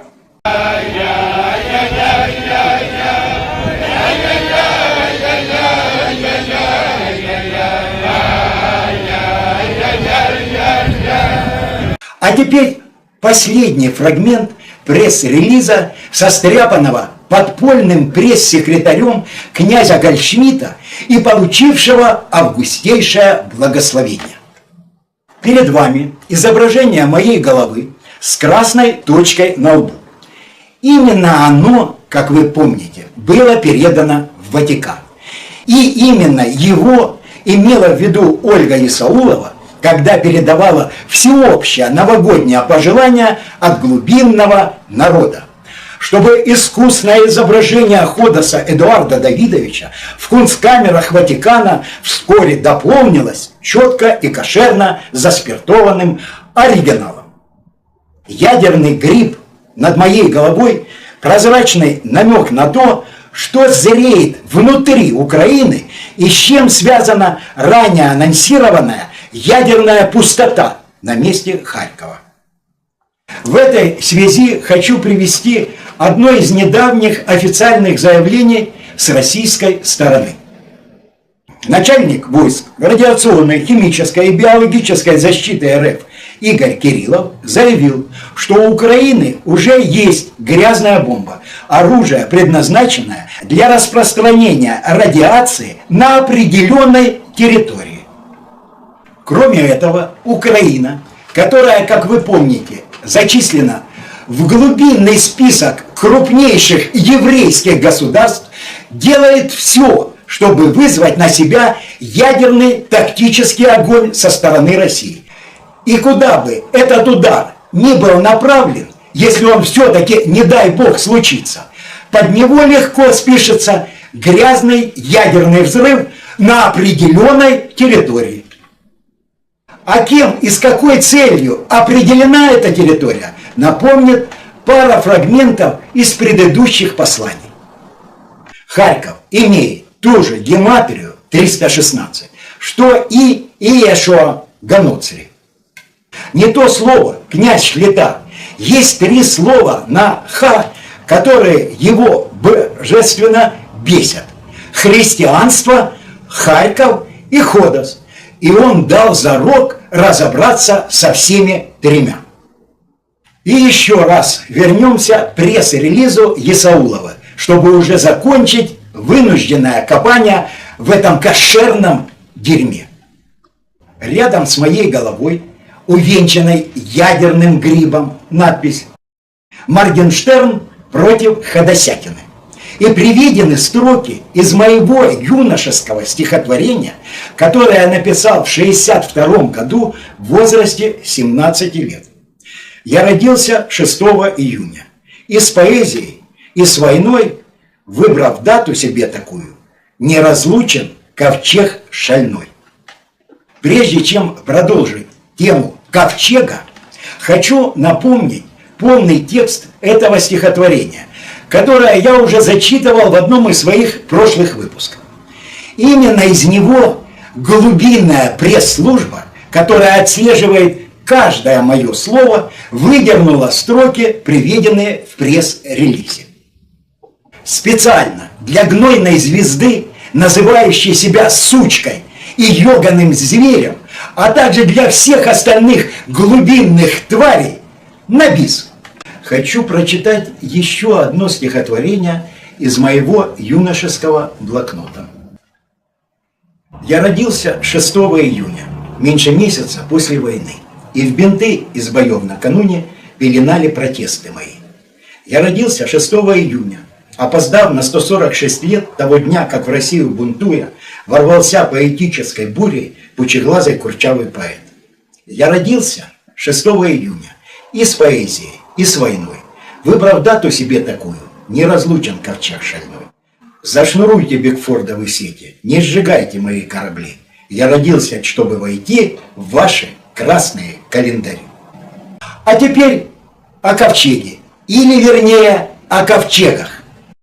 Первый – это допотопный Ноев ковчег, в котором спаслась семья праведника, до каждой твари по паре. Второй – это ветхозаветный Гноев ковчег, с помощью которого глубинные твари хотят уничтожить человечество. Но есть и третий Спасов ковчег. Это ковчег Нового Завета, который, в отличие от 2 первых, не имеет материального воплощения. Это духовное наследие Спасителя и Господа нашего Иисуса Христа, выраженное в безграничной общечеловеческой любви. Смысл новозаветного Спасова ковчега нашел отражение в одном известном скульптурном образе, который я представил в выпуске под названием «Знаки, символы и отрезанные головы» из цикла «Материалы к славянскому трибуналу». Речь идет о великой работе скульптора Евгения Вучетича «Перекуем мечи на орала». В самом ее названии содержится призыв к отказу от распри и вражды, к созиданию мирной жизни и построению эры милосердия. И пусть вас не смущает, что название работы Вучетича фактически повторяет цитату из Ветхого Завета.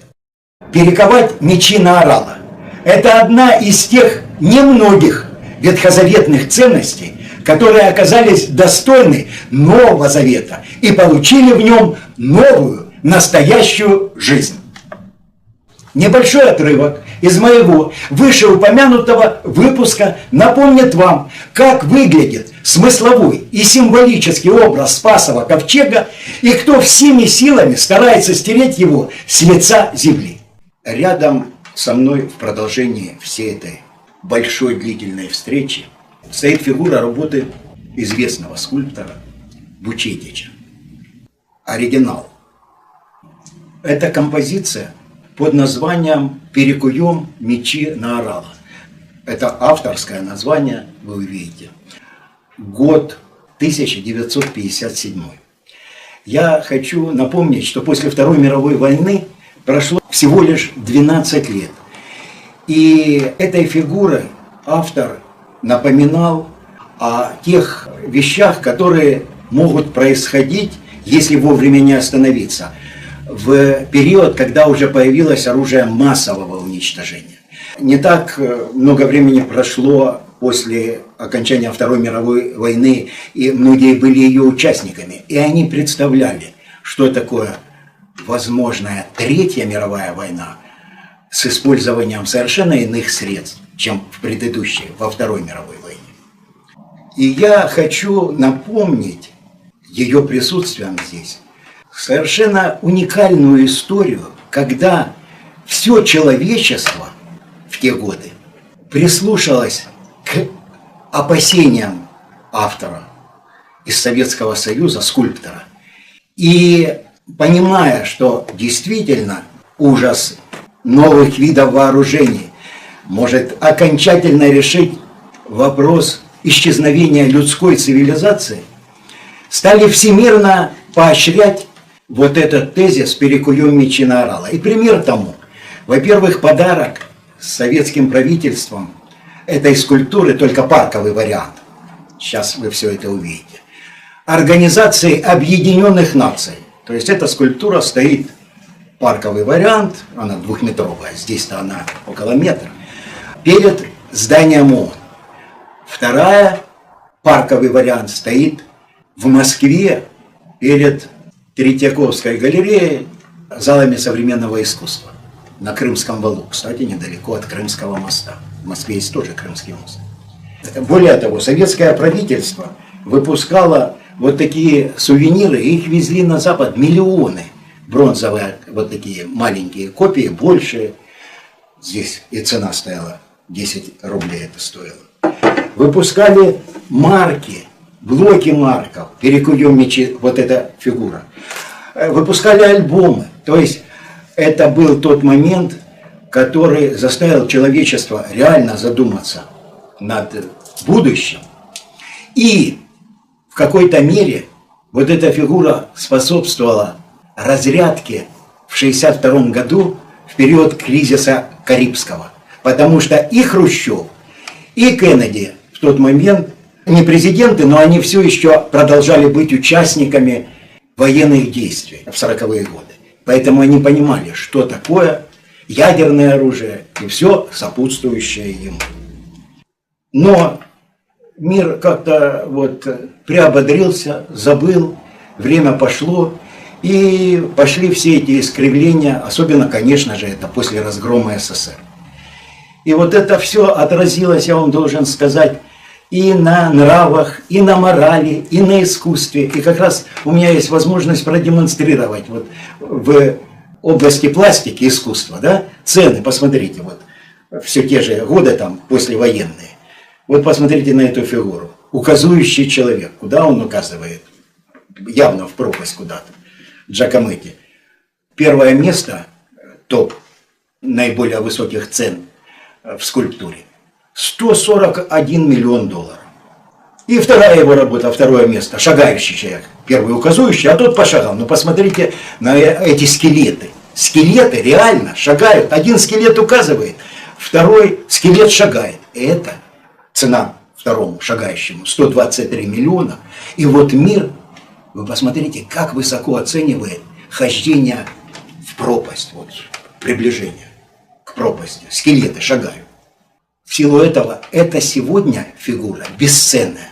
мы пришли к той ситуации, когда мир реально подвешен на волоске в связи со всеми событиями, реально разогревшими Украину, а Украина, в свою очередь, разогревает весь мир. Посмотрите, Зеленский заворачивает в знамена гибели весь мир.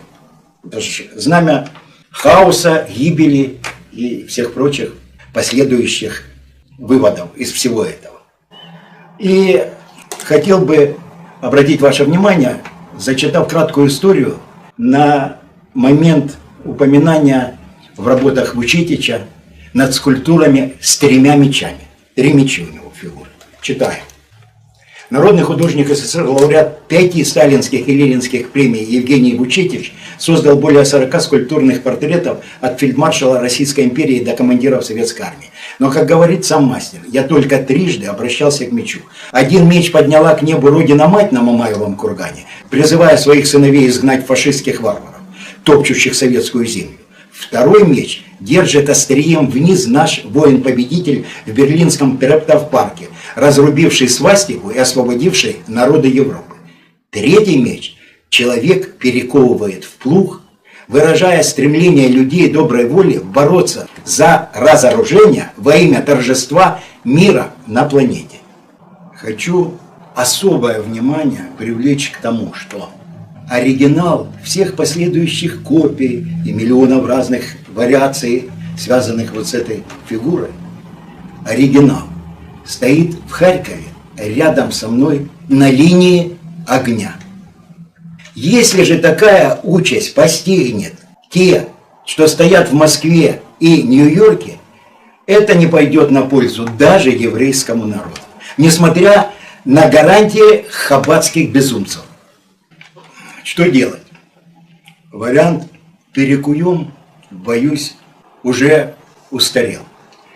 Он был актуален до декабря 2021 года. И теперь только славянский трибунал, на котором необходимо назвать врагов славянского мира прямо, открыто и очень громко, чтобы услышал весь мир, а потом стереть с лица земли фашистскую гадину. Подводя итоговую черту под темой ковчегов, резюмирую. Ветхозаветный Гноев ковчег – это символ антимира, а значит войны и смерти. Новозаветный Спасов ковчег – это символ мира и жизни. И как ни удивительно, именно этот символизм отражен на обложке ребусе журнала «Экономист», вышедшего накануне 2024 года.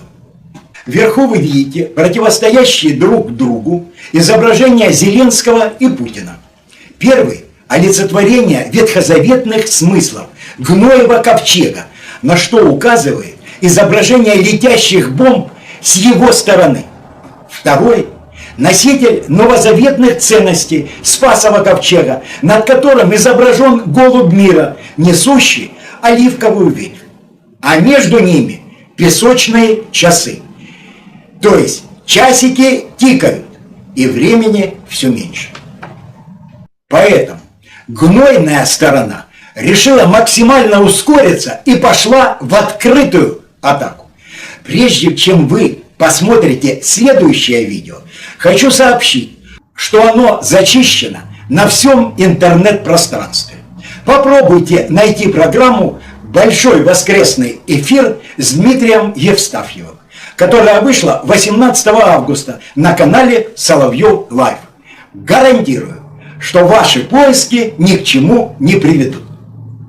Поэтому то, что вы сейчас увидите, можно считать эксклюзивом.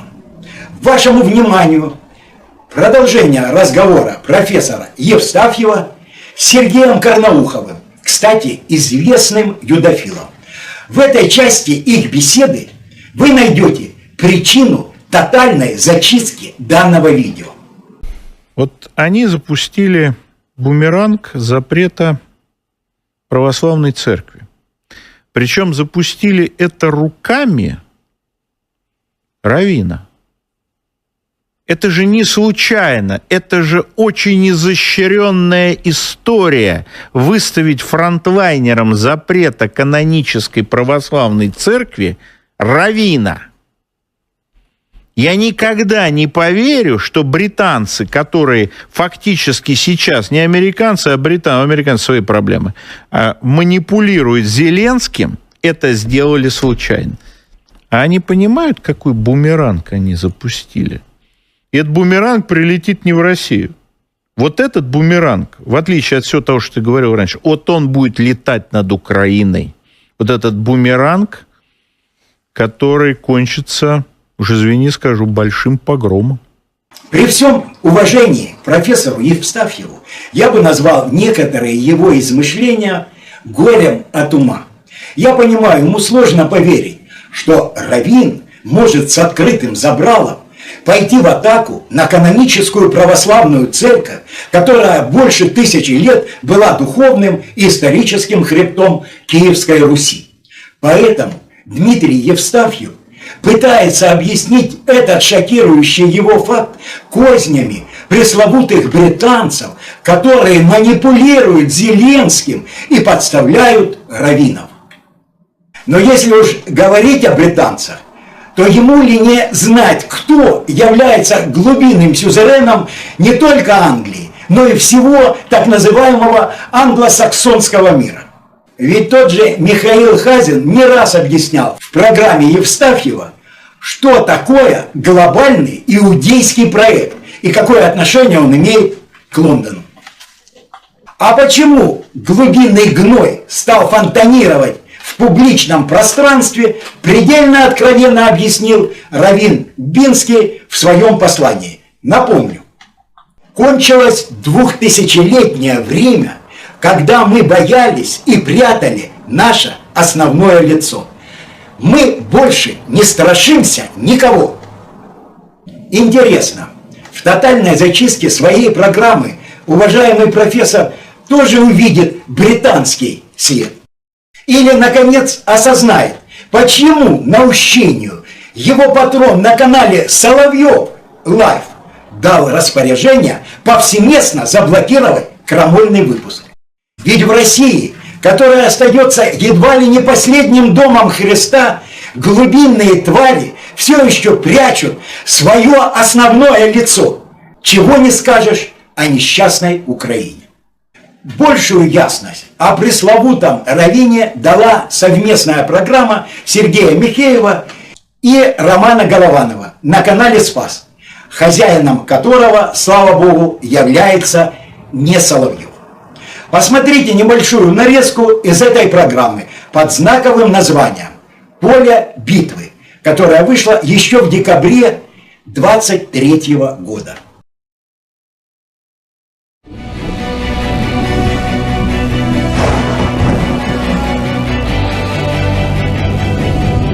Дьявол с Богом борется, а поле битвы – сердца людей.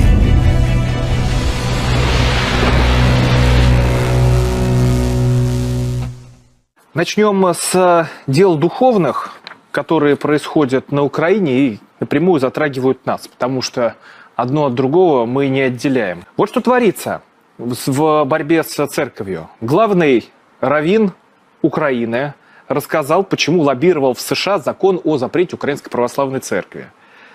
Зовут его Яков Блайх. Цитата. «Я не защищаю закон, я объясняю законопроект, чтобы люди понимали его важность для Украины, как для страны, находящейся в состоянии войны», говорит главный раввин Украины.